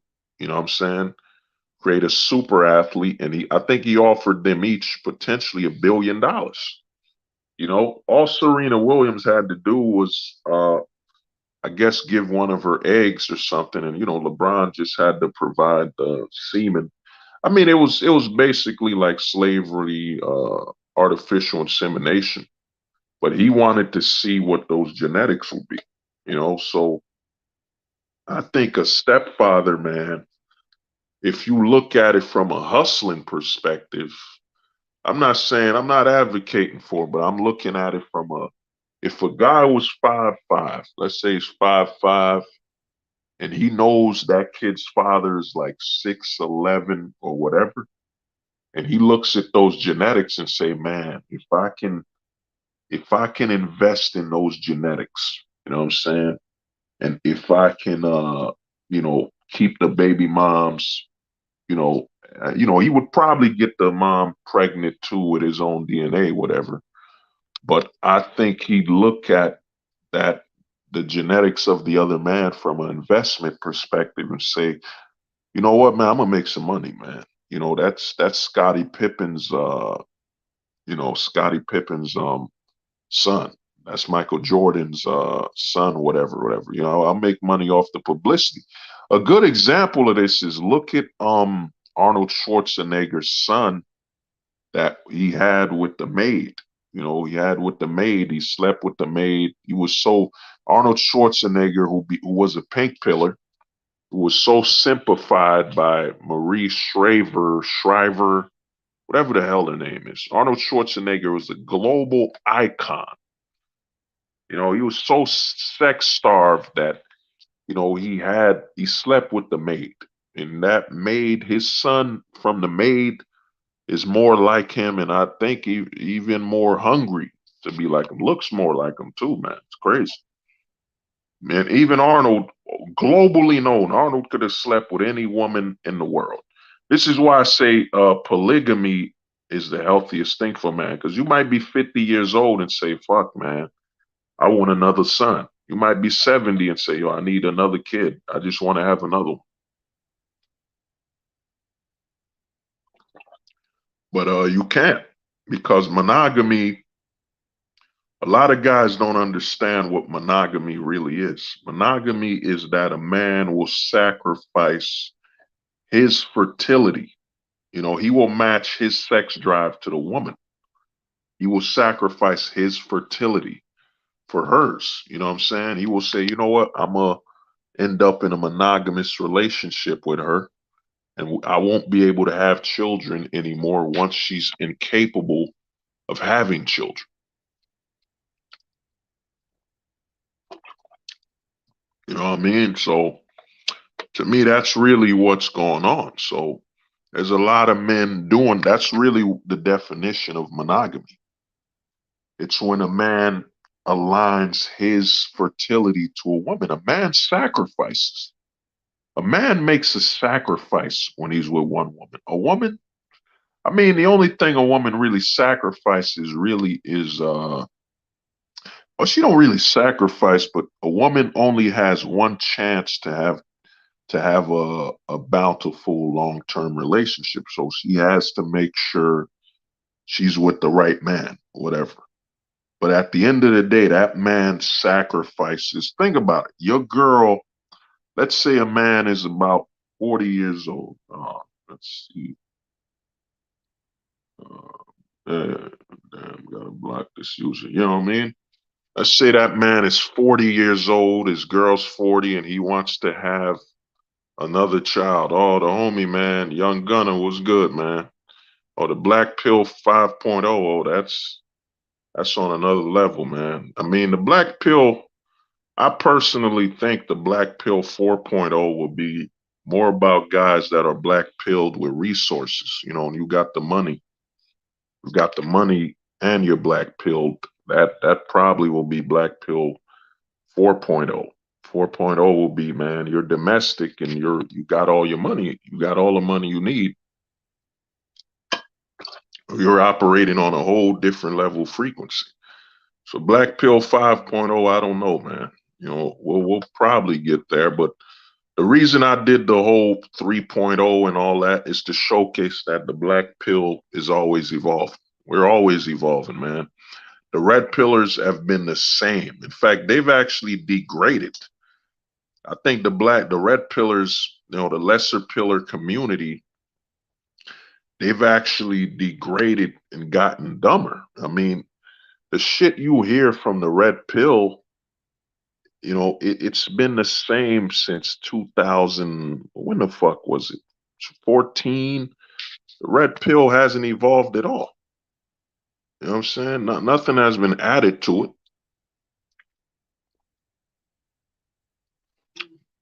You know?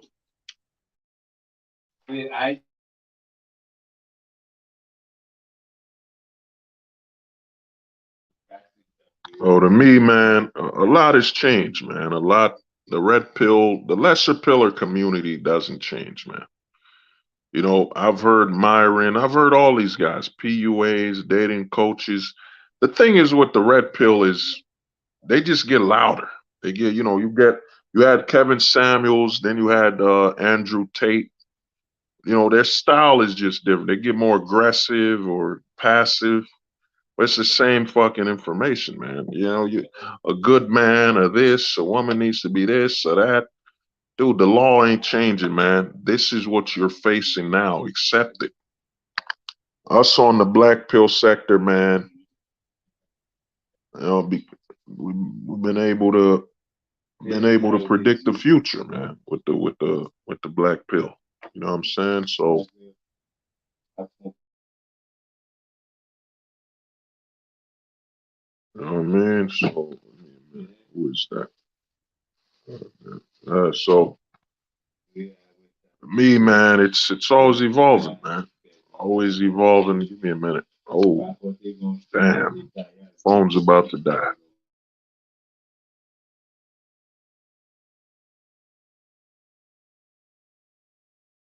Yeah, but like I said, man, uh, me the black pill is always evolving, man. We're always evolving, and we're learning a lot more. The other guys, they're falling down, man. But man, I had a fun on this stream. I wanna thank everybody for stopping by, and we gonna shut it down, man. And I'll be making an announcement soon. You know, but y'all have a good one, and peace out, people. Pill ill, y'all niggas better listen. I'm black pill ill, y'all niggas better listen. I'm black pill ill, y'all niggas better listen. I'm black pill ill, y'all niggas better listen. I'm black pill, I'm ill with this will. I'm black pill, I'm ill with this will. I'm black pill, I'm ill with this will. I'm black pill, I'm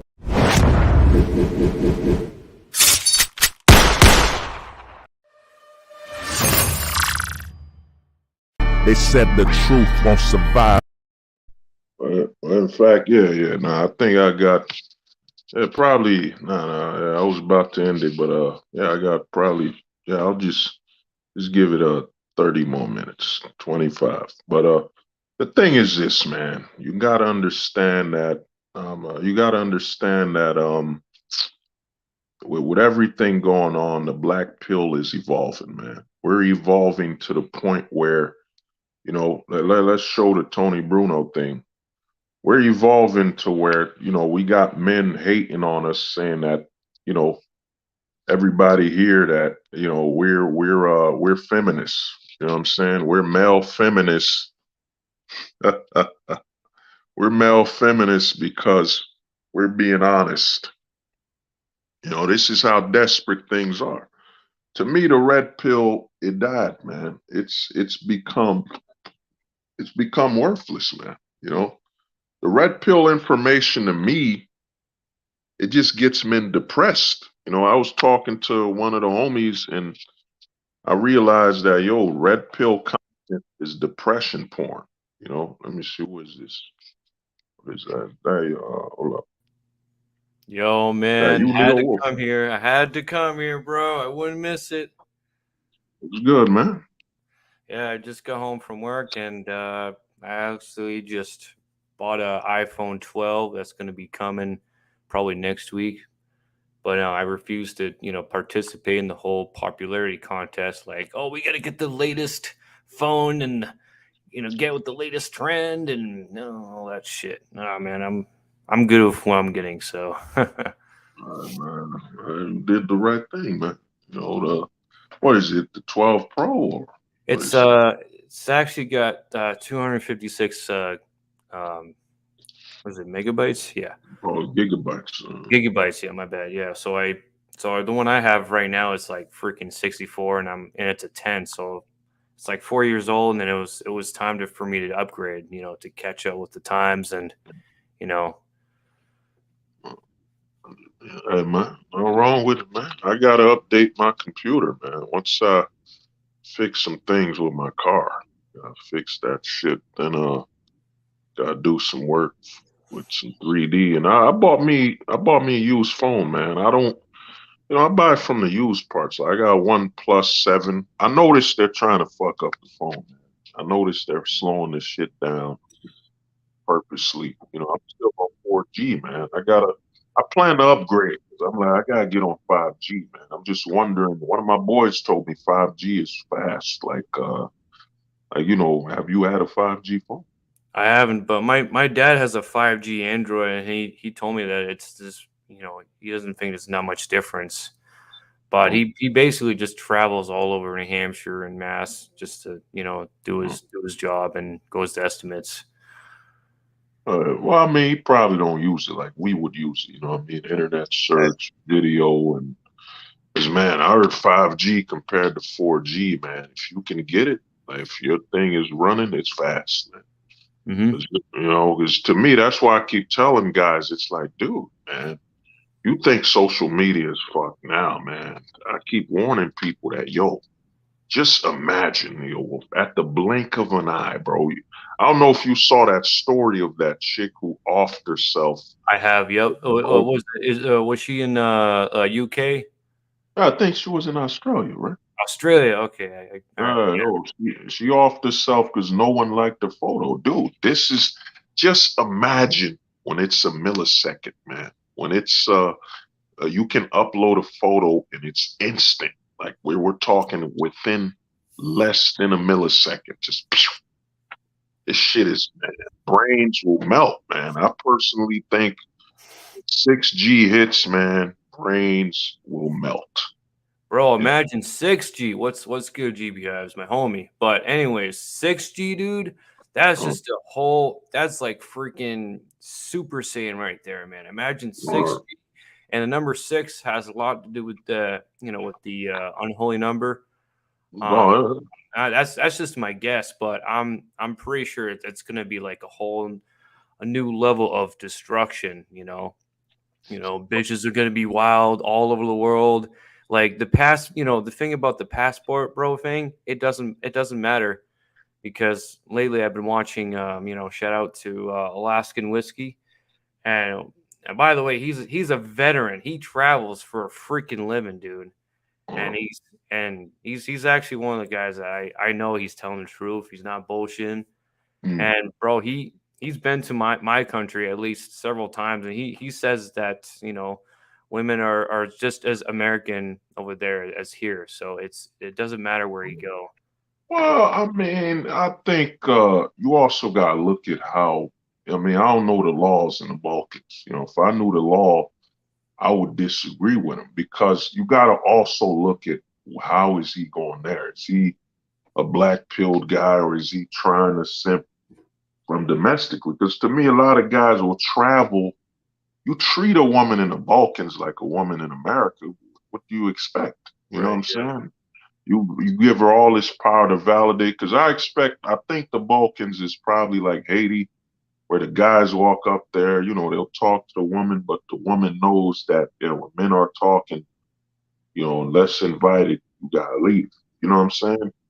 So I don't know, man. I think he probably went there because a lot of the guys with the passport bro thing, they're doing good. I watched the homie Brazil Yeesh, he be killing it, but like anything, the majority will be poison. A majority of guys going there will look for a location to be successful, to succeed.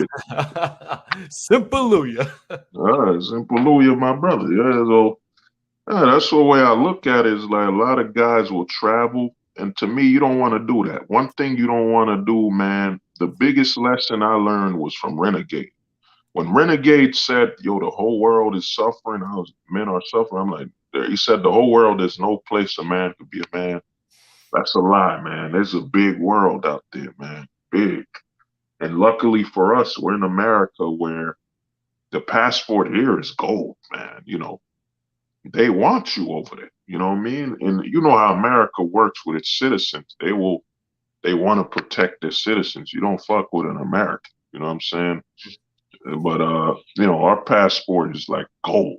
One of the homies here was saying if he had the American passport. That's a good point, JP Ives. Man. And overseas are training the women. Yeah. Oh, yeah. Well, I mean, that's happening. It's because, this is why I say the Casper pill is so important, is you can't be attached to the American culture and bring it overseas. Like if Neo Wolf was like, yo, I'm going to the Balkans, and if I could come, I'd be like, all right, let me come with you, man. I'm not going to go there and be all Americanized. I'm going to try to adapt that Balkan location without disrespecting, without pretending to, be some Balkan, what they call that, a fake, you know what I'm saying? I would adapt, like, I treat the women like the men treat them over there. I'm not trying to treat you like an American woman. Oh man, you're so beautiful, and oh man, you're the most beautiful woman I've ever seen. What's my name? You go to another overseas country like a bitch, man. The Balkan guys are, I'm no disrespect. No disrespect. Scott was good, man. No disrespect, Neo Wolf. I think Balkan men are like you. You know, I want you to be my woman. That's it. And she's gonna say yes or no, or I think do y'all do the whole family introduction thing where the father's Um, gonna let me share a little. I guess you can call it a successful story from what I guess you could say within family and friends circle. So I know a guy that I was working with, and he was working for my dad about like a year, and they're usually hunting buddies. So last year, this kid went to Bosnia, and he actually met up with a chick who's like Albanian, and he already was talking to her like prior before arriving to Bosnia because he's already got family over there and shit, and he's got money because he works for the union, so he was already taking vacation from the union job, but and he's already married. They already got married. Just one thing is she needs to get her visa in order to become like a full-fledged citizen. Um, but yeah, I haven't heard anything bad. Same with the other kid I used to grow up with. Another Croatian. He met another Bosnian girl over there, and I've actually seen them both together. And this chick is like freaking. She was like around my height, but she was like really thick, curvy, like in a good way. I uh, wouldn't say it's similar to Brazilian, but it's actually no, you're like, saying, man, well filled it's like out. You're human. saying Pamela Anderson. Yeah, exactly. Uh, uh, man. To me, it can work, bro. The world is huge, man. And even, to me, like you said, you were looking for more of an Eastern Europe. Even the homie coach Soap Pill told me some European countries. Me, man, I gotta save my bread, but I'm really thinking about visiting Amsterdam. Really, really thinking about that, man. I was Man. thinking about it too, actually. Me and my friend we were thinking about going. I don't know when, but Amsterdam's like. I mean, I heard it's like a freaking amusement park. Uh, Um, man, I need a woman with Viking blood. You know what I'm saying? I wanna after I had sex with her, I would just want to wake up and be able to like build a hammer. You know, I mean, straight Thor, man. You know what I mean? You have sex with a Viking woman, and you just wake up with a full beard and like you know what I'm saying, and for some reason a wolf pelt as your shirt is. just make sure you buy yourself a Millennium. You know, Oh, get yeah, get oh, it, yeah. get some guidance from the Thunder God himself. Hey, hey, man, hey, I go there. I'm telling 'em I worship Odin, man. You know what I'm saying? I know no Jesus. I know the man with the ravens. Yeah, I'm like, dude, the world's huge, man. There's a lot of guys that. Here's the thing, man. You gotta. I'm gonna tell y'all a secret because some of us are looking for too much positivity, dude. Other men don't want you to travel, man. You know, they don't want. They're greedy. They want it all to themselves, and they bring that American greed or that dumb perspective with them. Oh man, Neo Wolf is bad over here while he's over there getting a blowjob and Lord knows what else. You know what I'm saying? Getting a girl, he's banging a chick while drinking mead or whatever. Dude, man, the world is huge. And to me, I had some homies in the Ukraine before the war and all that crap happening. Some of the homies were telling me go there, but to me, man, it's all I know. The world's huge, man. You don't want to end up like Renegade One, where to me, what he said about there's no place in the world where a man is successful. Dude, there are places in the world right now. If you can get a sheep, if you could just buy some sheep, you would get married, have a wife and the kids like that. Absolutely. Like, bro, you know what I mean? A sheep, you know?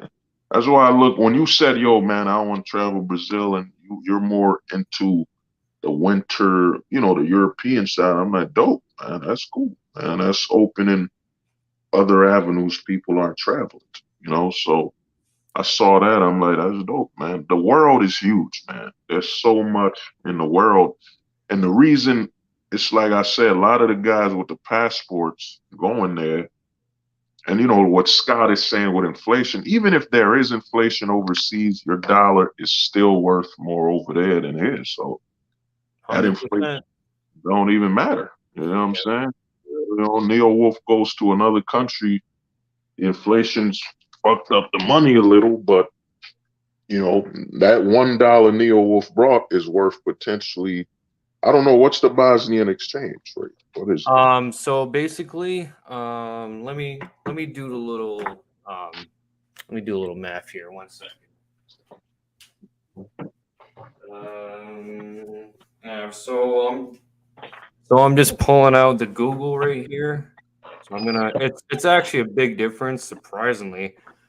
So USD kunas. Let's see. Oh, so $1. So about one US dollar is 7.47 Croatian kunas. Ooh, $7, man. Come on, man.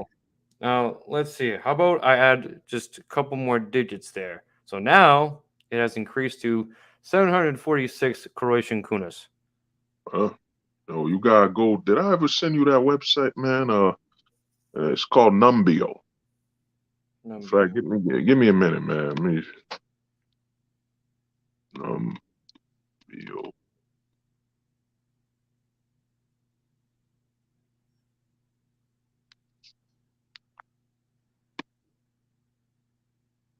Yeah, give me a second. Let me share it. Yeah, man. This site, bro, I'm telling you, check out this site. I'll send it to you privately too. It lets you compare and contrast the other countries' expenses, the cost of living there.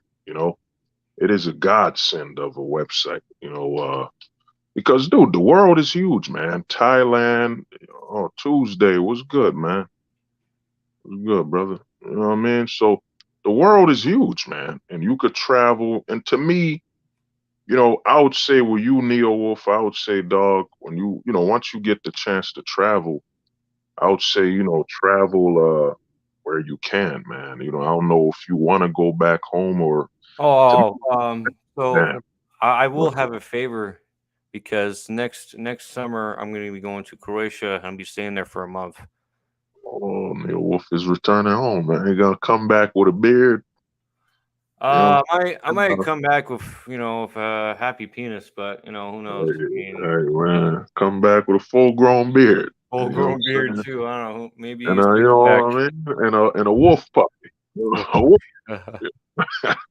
Shit, bro. And before I was in Bosnia, I was getting soft like an American.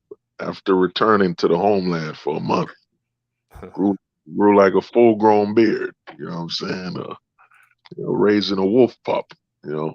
You Based. know what I'm saying? He hunted fish with his bare hand. Nah, man, I say it's good. Dude, I'm telling you, when you go back home, yo, your brain, man. When I returned back to Haiti, man, it might have saved my life, man. I was getting claustrophobic. It felt like the West was fucking squeezing my brain. I forget what it is when at a junkyard. What's that thing where they squeeze the cars into a little piece or something? I have no idea what those are called, but yeah, I Forget know what the you're talking word, about. dude. The longer you stay in the West, you start getting what I call, it's either succeed or die, man. It's you're not suicidal. It's just that you get this feeling like, man, if you don't succeed, your time is up, man. You're Yeah, like, it's the anxiety that majority of people feel obligated to, especially the grifting spear. Like they always preach of it. Oh, you got to go hard all the time and strive and be successful and be uh, a sick motherfucker with women and all this shit. I might as well just call it successful with just being a sick motherfucker. I mean, that's just oh, successful. Wow. Oh, that works, man. Ah, those grifters, man, they blew all their money, man. When Elliot Halls and all of them come after you, dude, they blew all their money. They blew their money being consumers. You gotta remember that most of these grifters want you to live through them. I remember Coach Greg Adams came after the guys traveling. You know what I'm saying? Instead of inviting them for like a interviews and all that stuff. No, they want to demonize. Most of these PUAs and dating coaches, they burn their money trying to satisfy their women. You know what I'm saying? They go into consumerism overdrive. All I gotta say is look at most of these PUAs Instagrams. Look at their Instagram accounts. You know what I mean? If you see them traveling and living life, and remember, I don't think Elliot works a job, right? He has his own. Well, originally he has his own gym business, and then he decided to move it up with the whole holistic thing. Uh, He tried to be like a energetic coach, uh, or he hosted an energetic camp where I actually went to. I mean, I'm not gonna lie, I've actually met pretty interesting folks there. uh, I mean, this is back before I was black pilled and all that, and it kind of woke me up in a way just to realize how much delusion, how delusional the West is, but I had to take a further step, if you know what I mean. I had to be tested and see how far I'm like willing to go, and I'm thankfully I'm where I am right now mentally. That's pretty much all that matters. Even though sometimes I kind of fall out and I feel a sense of shame just a little bit because I like fucked up at something. But at the same time, it's like I always find a way just to make up for it, and I keep uh, things. These types of things are meant to be private. Like a lot of these roaches tends to advertise their personal lives and how they feel and all this shit. It's like we don't want to fucking know, like uh, you know. well, I mean, to me, man, Scott, man, Tony might do that. You know, he said he's about to drop another video. He's such an idiot, man. You literally had a stream with CBP supporting a guy doing a racial slur. Tony to me's lost his mind, man. I think Anthony's ADJ's up his ass saying you must destroy this guy at all costs, Tony. Even if at 60 you have like a heart attack coming after Hold the Truth. You know what I Wow. mean? But what you were saying, Neo Wolf, I say this, man, we get disappointments, man. It's some shit I'm going through. I fucked up, son happened, whatever, but hey man, I gotta handle it. There's a lot like I'm thinking I might be going to Georgia, man. I've been looking at things. I might end up in Georgia. I might saving up some of my bread, I might end up there. Because I'm looking at some of the opportunities there, business wise and all that stuff. I'm like, I might go from Jersey to Georgia. I got a couple homies there.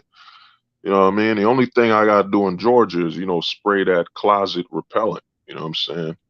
I think we need somebody with Photoshop skills to make a closet repellent spray, you know? Hmm. You know what I mean? That spray might be needed. But I'll say this, Neo Wolf, you about to travel, man. You came from the southern side and you back at the crib. Like I told you, man, you're back at your advantage. The Yeah, I advantage we had got to, at home. man. I wasn't, it was not only making enough money was hard. It just dealing with so many cucks and simps and all these idiots, all these companies that try to not, scam me of my time. That was the biggest black pill I've ever freaking had, is because there's so many. There's like a lot of these businesses over there, even the moving business, or they're all fucking grifters, in Mhm. Kentucky of all fucking places. And I'm like, Uh, yeah, this isn't worth the headache. I got like, of course, I got to sacrifice, getting the pussy, but it's like it is what leaving actually exposed more truth because my girl didn't want to live with me. Her parents wasn't so sure of me and all this, like it's no 100% trust. So I appreciate you just kind of guiding me through and saying, yo man, you gotta fucking move on. And yeah, I mean, like in a way I'm still moving on, but every now and then we talk and I'm Just kind of, You yeah. got, I mean, it's hard. Well, it's like I said, dude. The hardest. And Tuesday, you wildin', man. Bruno be gone. Bruno be gone. Closet repellent. But nah, the way I look at it is, man, the hardest thing to do is to leave a woman you like, man. You know what I'm saying? So That's hard, it really is, the man. hardest pain, man. It mess with your brain. And it's like me and you were chopping it up about I tell people your sex drive. I was looking it up on the internet. I was like, do you inherit your father's sex drive? That was something that was boggling my brain. But my thing is if you're with a woman, you're having sex, you're with her, you start attaching. But sadly, man, the way the West works is that a woman won't respect a sure thing. We're not teaching game or nothing, but dude, the most valuable man is a man she can't keep. So that means and you gotta look at the trauma you gotta keep putting yourself into. Let's say you, Neo Wolf, you get with another chick in the West. You have to constantly battle your genetic programming of wants to attach to her. You Yep. know what I'm saying? It's a constant amount of pain and suffering because you're like, man, I get with this chick, I like her, then I have to push myself off. I gotta leave. Bro, You my know? grandmother, she had freaking 7 kids. Mhm. So that pretty much just, and it's not just that, but I was busting I was busting like, with this chick almost, a year and a half, like, five, at least 4 to 5 times a week. And what that does is not only it makes me more attached, but we're like in a constant sexual exchange, mental, physical, spiritual, we're all just like passing, giving our genetics and all these microscopic cells, all kinds of cells are just like, you know, it's a lot of, a lot of science stuff, but yeah, we're just like sharing with each other's, juice. And I realize why, even being promiscuous is so dangerous. Like imagine just having like so many attachments from so many different individuals. That would be a fucking mess. That would be really mentally traumatizing for sure, man. I mean, I'm glad you know Oh, I've only had sex with 7 women here in the States, and I'm 30, so I don't know, but uh, I'm okay with that, I guess. I mean, well, I'll say this, JP. Now, man, I heard about the closet in Atlanta. The closet is strong. Man, but I heard also in Atlanta, for every one man, it's like 4 to 5 women, man. I heard about that too. Yeah, I heard there's Uh, like an LGBT over there. a lot of them. Yeah, but a lot of women, man. A lot of Southern. But what you were saying is this, man. I mean, think of the suffering. I looked at it. You were with that chick for over a year, and this is how much the West has traumatized women is that they don't see when they've been so traumatized by the social programming that they can't accept having something good in their life, man. They can't. And I'm not one of these guys that, oh man, the woman's gonna be alone in third. I don't care. That ain't my woman. I don't give a damn. That's Yeah, her life. I had those thoughts too, but then I realized like, yo, that she's not willing to do anything. She's talking about, hey, I want to build my career, I want to get my own apartment, blah blah blah. And that fucking tells me she's not. I can't get kids from her. It's fucking over. It's like you can't give me kids if you're thinking about that shit. You know what I mean? Well, Fucking it ain't only that. It's that why would this is the problem. The West has taught women to work harder. Why would you want to work by yourself to get an apartment when you could have a man and share some of that? And actually, the bill would be lessened because, as a man, you naturally want to keep her expenses a little different. You know what I'm saying? So, right. but the West is changed them to where it's all about working and struggling and suffering. I mean, if you listen to what women are saying and reverse it to where it's basically them saying, I like to struggle. I like the hard option. I like my life to be harder. And you're looking at them like, wow.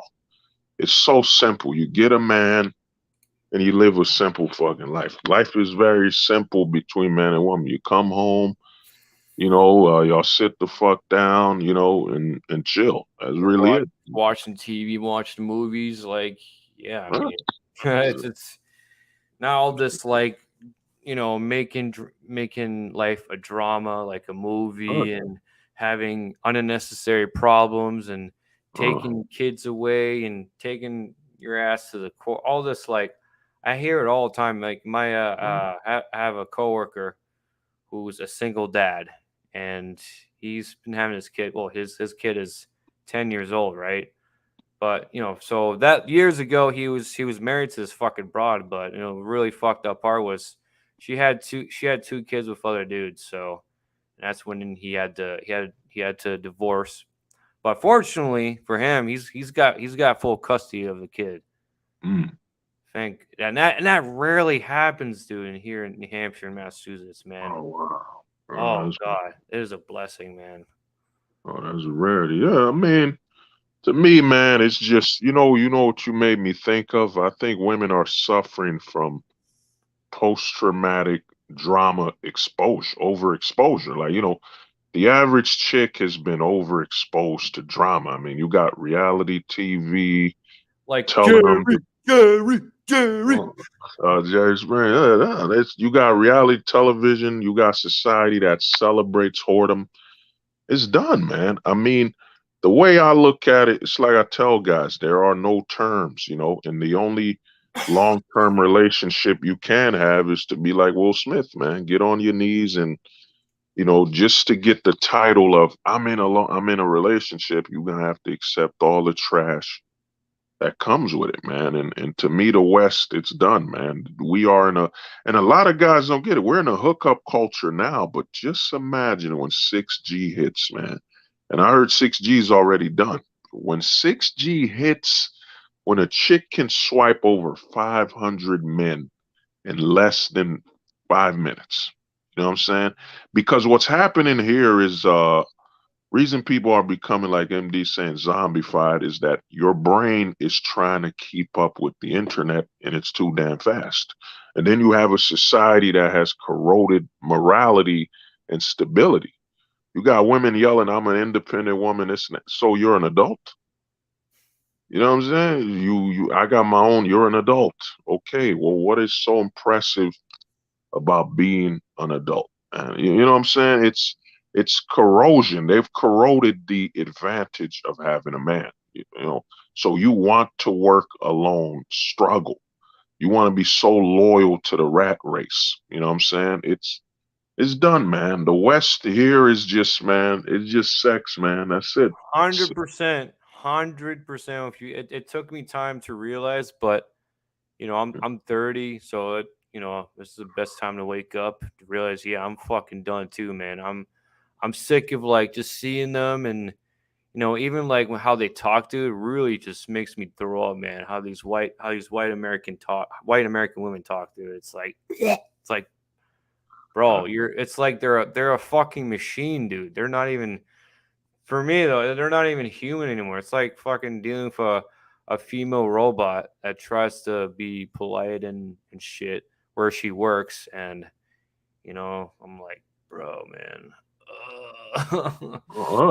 No, the West to me, man, it's done, bro. The West, and you're 30. When I hit 30, you hit the mental switch of, yeah, you don't care no more. You know what I'm saying? Once you hit 30, things kind of, your emotions kind of flatline, and that, it's like I tell guys, the healthiest thing you could have is the flatline theory. It's just start accepting shit you can't control. In the West, we're taught we got to control everything. Oh man, you're sad. The sun should be up and shiny. Who am I to tell the fucking sun to be up and shiny, man? The West is so much about delusion, man. You know what I'm saying? You gotta wake up and be happy every fucking day. Get the fuck out of here, man. You gotta wake up and be a single mother for your kids. Like, what the fuck, bitch? Like, Right? most of these single mothers here in New Hampshire, they live with their moms. You know how fucked up how embarrassing that is. Well, I mean, it's this is how women have been trained. Anything except the man. For them, they've trained women to think that being submissive to a man is enslavement instead of the government, and it's pretty much done. I remember I had a conversation with a girl on Facebook. She said, I'm a single mom, and this man has multiple baby mamas, and I'm like, why don't y'all just all move in together and raise the children together? She said, well, how would my kids look at me? In the back of my head, I'm like, you're fucking struggling. Who gives a fuck how your kids look at you? You're the adult. You're supposed to make adult decisions. Y'all all had children by the same man. You might as well move in and take care of each other's kids. You know what I'm saying? This shit is done, man. Tony, man, Tony's done, man. Tony's gonna learn the hard way. But I'd say this with one Neo Wolf. The other thing is just, man, we've been taught to be attached and seeking to control it. We can't, man. Once you accept that, yeah, man, I can't control the weather. I can only control what I can. Once you accept that, you're gonna fall away from the westernized delusion. The delusion here is poisonous. It's toxic. It's fucked up for your health that you wake up just saying, "Oh man, the sun isn't out, man. Man, this is a fucked up day." You're like, dude, what the fuck is wrong with you, man? The poison in the West, man. If you don't adapt to pushing yourself away from that, it's done, man. But with the women here in the West, I've seen chicks, whether you like them or y'all got a good chemistry and all that bullshit, it don't mean nothing in the West. I was making out with a chick in the bar. I mean, I was doing, man, it might have been a softcore porno. I had my hands everywhere, and then Shorty left, man. This is how the West works, man. Such a cheap show, man.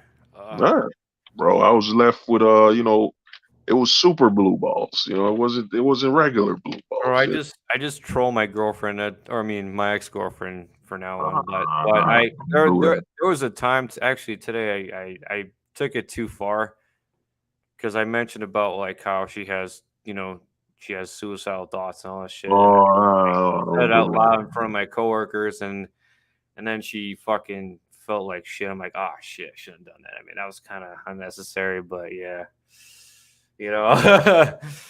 You But gotta cut.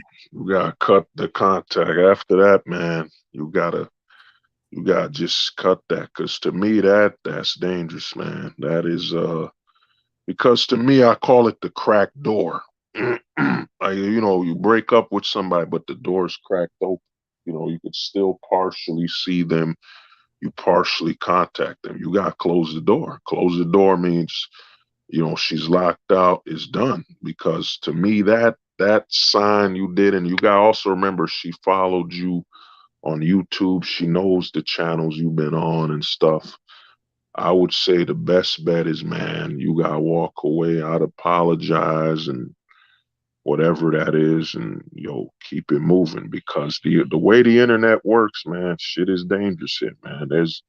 You leave a tracking, a path. So I would say I would just let her know and cut it off, man. You gotta leave it, because the longer you stay attached, you don't want to be doing the LDS, man. Long distance simping, long distance attachment. It's hard, man. You gotta step away from it, and like I said, you gotta find yourself. You gotta go back to, like, you in New Hampshire, go to places you've never been. Like, yeah, try to see locations where it's new just for you. So no old thoughts. You're just so focused on, holy shit, I've never been here. So all the stuff is out of your head, the old, you know. exactly. Um, I'm gonna be focusing on my music, and actually going to metal shows really helps me with that. It's kind of like metal. It's like metal therapy for me. So I know it doesn't really like make me forget, but it clears more room, because I'm in a mosh. I was at a mosh pit, and damn, I got knocked out like twice, but I felt fucking great afterwards. I fucking had some beers too, and I'm like, damn, I'm good, But if I do it more often, then that's just gonna, that's gonna heal me, make me stronger. Nah, don't get knocked out of my spot. You just got, man, dude, your pops and them, they travel. You gotta talk to him, man. I would say take some hunting, get into more of the nature stuff and it'll clear your mind, man. We're taught to be attached. I mean, it's like I said, man, to become a man in the West after decades of poisoning, you know what I'm saying? Emotional attachment and all this shit, man. When in reality, a man wants kids, he looks at a woman, or you know what? I like her enough. I trust her enough. Okay, she'll have my kids. That love crap, that didn't come until the 50s and being over emotional, man. You know what I'm saying? The emotion it's what's killing men. What's killing men is what's poison for us is emotion, man. We naturally don't like things we can't see, feel, or fix. Emotions leave a scar that can't be seen and it keeps coming back. And other things, you shouldn't try to forget what happened. You just gotta accept it. I've learned that you can't forget it happened. You gotta accept what happened and the accountability of that and move forward. You know what I'm saying? And oh yeah, Black Buja, yeah, man, enjoy Thailand, brother.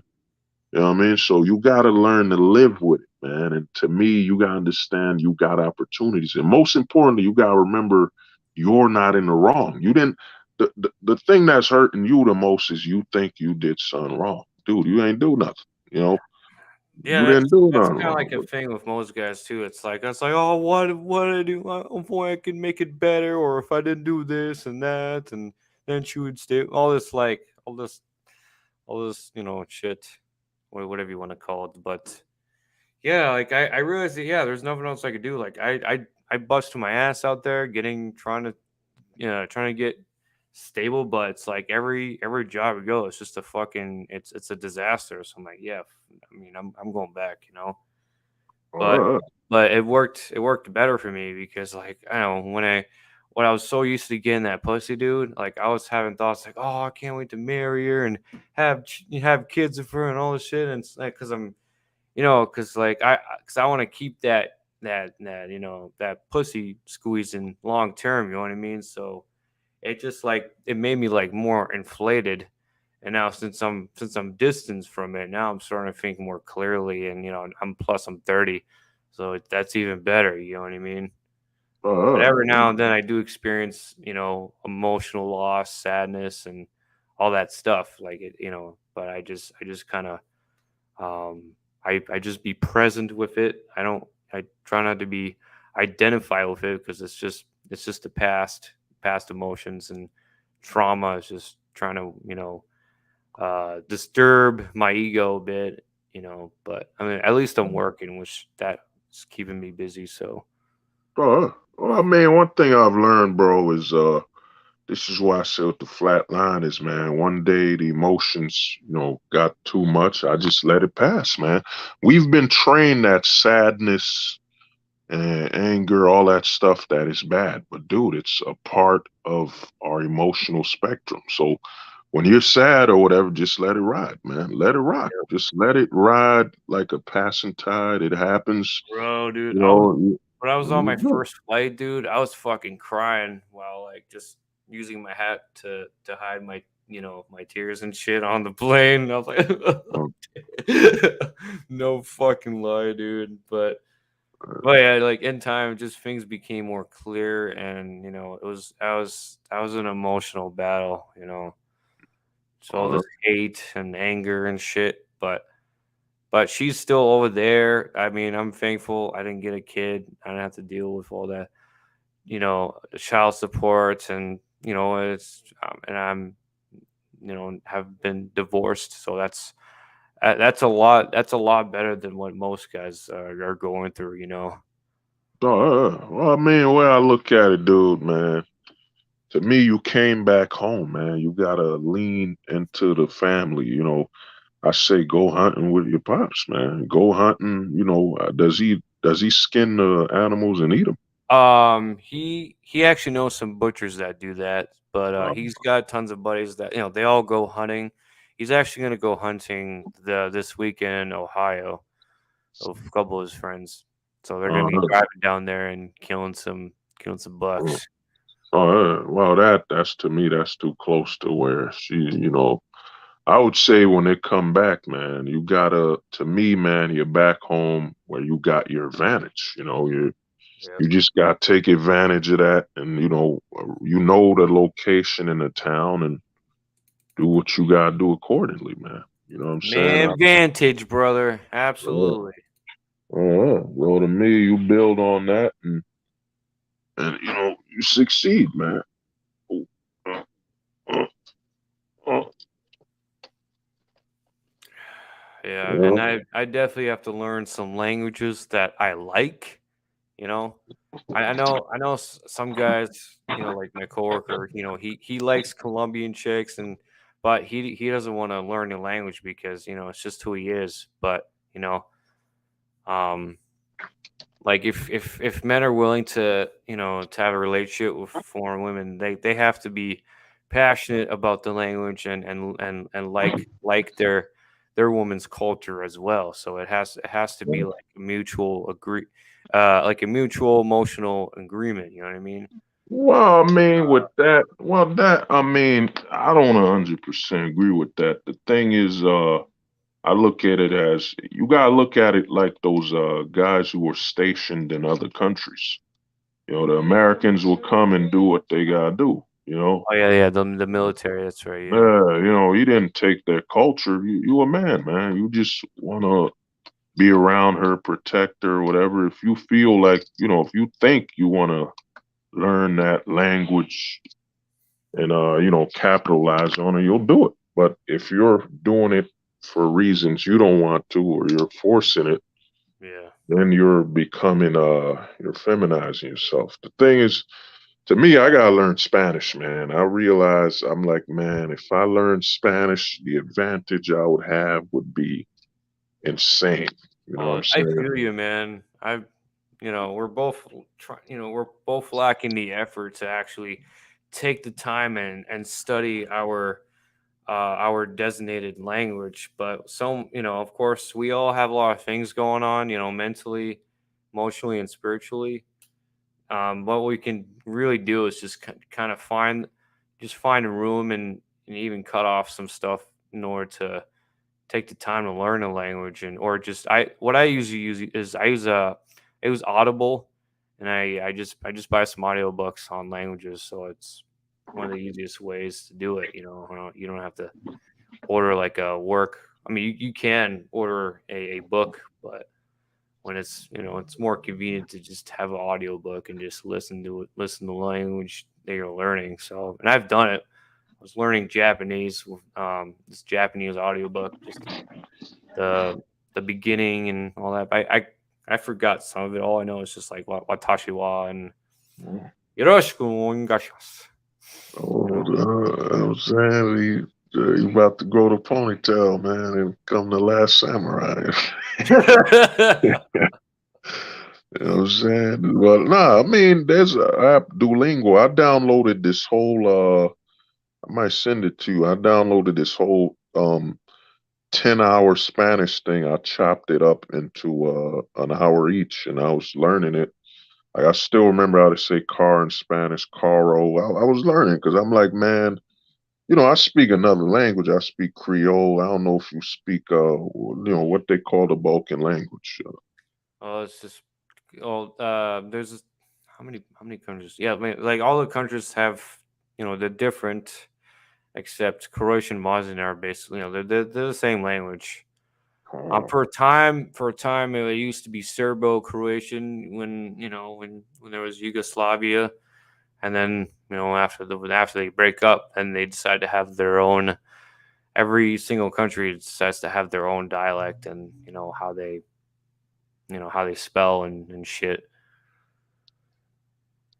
why they don't? But do you speak it? Like you speak your I speak a little bit. I don't speak it as often though because I'm still here in America, own? and Oh, the parents don't speak it, well, man. yeah. Well, I talk to my parents English like I've always had. So When I was a kid, I was in Germany. It's like German was technically my first language, so I had to learn German in order to, go to school and shit. So after uh, that, it was just straight to America, and it's just another switch for me.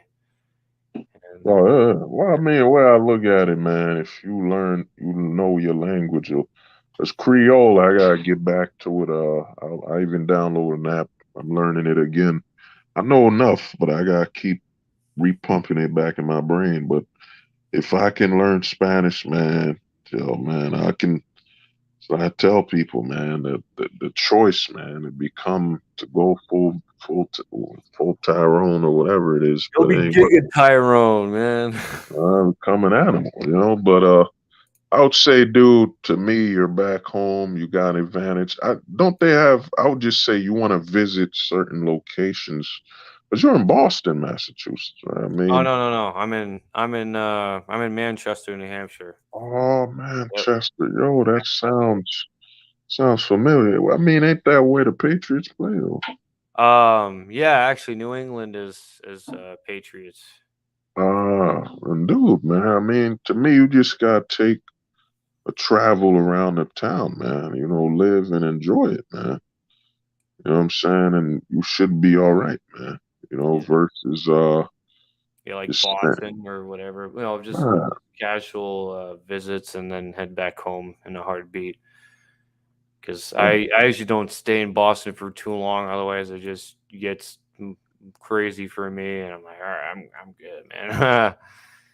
ah, man, I would say to me, man, when uh when you're there, I would just say, dude, you travel because to me, you're back home, man. You're back home. You got a lot of connections there.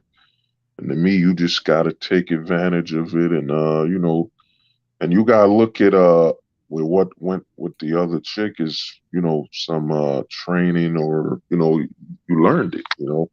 I remember when I lost my V card, I was like, man. After that, it changed me. I was like, man. Now I look at everything. I'm like, things are different. Then the second time, and I'm like, things are different, and you're like, you get control, man. I would just say with everything, I would say you gotta I would say you gotta pull the plug, the phone number, everything. You want to remove everything because the longer you keep a line of connection between you two, the longer you're committed to keeping that pain, man. Yeah, And then you're ignoring, I don't know Massachusetts, but there's got to be some bars and spots, especially during Halloween, man. I gotta go to a Halloween party this Monday, man. Well, not a party, but the whole neighborhood. This whole section in Jersey called Hoboken. There's bars every block, so I'm gonna be at the bar most likely on Monday, man, just drinking and see what happens. I gotta get something made for a costume. It's gonna basically be what they call them things they wear a poncho. Yeah, just getting a hmm poncho made. But I would say, dude, you do that, man. You're good, man. You're back with family. You got work. You got the advantage, man. You yeah. I got mean, I'm good either way. So, fortunately, I the, just man. need to chill out pretty much, and just Uh, spend more time playing my guitar and is weed legal there? Oh, Mass? Yeah, absolutely. Oh, Not New Hampshire though, but there's a weed dispensary that I go to every week, and it's actually like located right at the border of New Hampshire and Mass, which is pretty funny. wow, Yeah, it's man. genius. Yeah, There's weed, and you've been to concerts, man. I would just say check out the spots where the broads are, and dude, enjoy yourself, man. You know what I mean? You're back home, bro, and you got everything you need, man. The only thing is you got move away from the stress, man. I know. Yeah, Um, I'm working on it, man. But yeah, things are good. It's just there's a way to do it. Like I don't believe in cutting things cold turkey. you Like got it, my sugar. brother. I mean, like sugar, right? I mean, it took me a long time to just, lay off foods that fuck my body up, and I would just take one step at a time. I'm just slow. I'm kind of like a turtle or a slug. So Well, the thing is this, man. With things going on relationship wise, you gotta. It's for your own health and for you to move on. Because the more you're looking at her, man, you're probably ignoring some broads around the neighborhood that you're too focused on looking at her, man. Oh no, bro. I've been looking at broads, and these broads ain't fucking shit, man. I mean, Well, not even the I went to a deathcore concert last Sunday, and I went, oh my god, just tattoos in their stomach and piercings. I'm like, fuck, no way, bro. No, well, they're like, psychos. we're looking for a classic. Nah, I mean, way I look at it is this, man. You gotta go around there. Maybe you gotta find the locations, whatever, bars. But I'd say or go around the bars and enjoy yourself. or But at least get some smashing, but that's pretty much it. Just some nah, detached smashing, which I've had before. nah, go to the bars, man. Tender, whatever that crap is, and chill out, man. But I would say with her, you got it because you're too close. She know where you at on YouTube. You gotta clip that because the longer you stay, man, and if you just said something wrong, like you said before with her, it ain't good for the internet, especially in an age where people can photo, screenshot things, record things. You got a new life, man, and it's about you deciding to choose the present over the past. I mean, you gotta make that choice, man. Yeah, I think the best approach was just to keep it chill and not focus as much. And obviously, it's not a priority. My priority is like my mental health and my music and my job, and that's pretty much it. And like I paid attention to everything what's going on in my head. I'm like, oh fuck, as I'm working and shit, like it's just so many things are throw at me. Like when it comes to brain stimulus and shit, it's like it's hard to focus on one thing, and you know but when I'm meditating, then that's where I get clear thinking, and I realize that there's some Oh, things that are not working. well, I mean, thing I look at, man, you back home, nice spot and all that. I would say with what's going on, you gotta clip it, man. It's for your own stability to be able to move on. Because if you keep this attached, man, it's only gonna lead to some negative, and then you won't be able to move on. And there's bars all over that spot. And like I said, man, you take that black pill knowledge. I've been there where I'm at the bar, like whatever. If it happens, it happens. It don't, it don't. But to me, you gotta move forward, man. You Yeah, I'm working on it. But good news is I'm getting a new iPhone, and know, something I'm really looking forward to. So uh, Neo be will be visited by the spirit of Steve Jobs, man. You're gonna wake up with a turtleneck and like, well, what the fuck what is the fuck, bro? Fucking my bowl in my hand, and turtleneck sweater. Like what the turtleneck fuck, bro? on? Trippy, man. Nah, man. Apple to me, man, it's a religion, man. That's well, if you got an Android and you like, can I get a charger? People look at you like you're a psycho, man. Like, what are you doing without an iPhone? Look at you crazy. But man, it's been a while with this stream. I gotta shut it down, my brother. Any last words, brother Neo Wolf, man? Well, I guess all I can say is, I try to be as humble as I can, and like I'll expose a little bit about myself, but I'm not gonna go too deep like these closet guys. But I'm always a willing learner. I'm willing to learn from all you guys, what your opinions are. And I do appreciate you having me on the stream, and I appreciate all you guys, your channels, JP Hives, MD. You guys are the best, man. you really impact my thinking. So I'm grateful for that. Hey, man, respect. That's why I'm tagging you, JP, because I'm like, man, y'all do some, we just keep it in a circle of learning, man. You post something, I look at it. Because I mean, it's not like we're watching. Some people are saying, "Oh, you're obsessed about the manager, the black pill." Dude, what can I watch, man? What else? The TV's trying to get me to have a sex change. Then they're undermining my manhood. It's like, dude, if you're not gaming or smoking some weed, what are we doing in an age where entertainment is trying to avoid you escaping reality? So. You know what I mean? What is it? I was watching Bloodsport, man. Watching old '90s films or something. Shit is fucked, man. It's just fucked right now, man. But I'm gonna holler at you, man. I want to thank you for coming on. I'm gonna boot you for now, but I would say, dude, enjoy yourself, man. You're free. Will do, sir. Will do. You're free, my brother, man. Be easy, man. Let's see, what is this? Oh, I want to thank everybody for coming on, and hope everybody well. And this time it really is the end. Yeah, man. Pill ill, y'all niggas better listen. I'm black pill ill, y'all niggas. They said the truth won't survive beside the lies that maintain the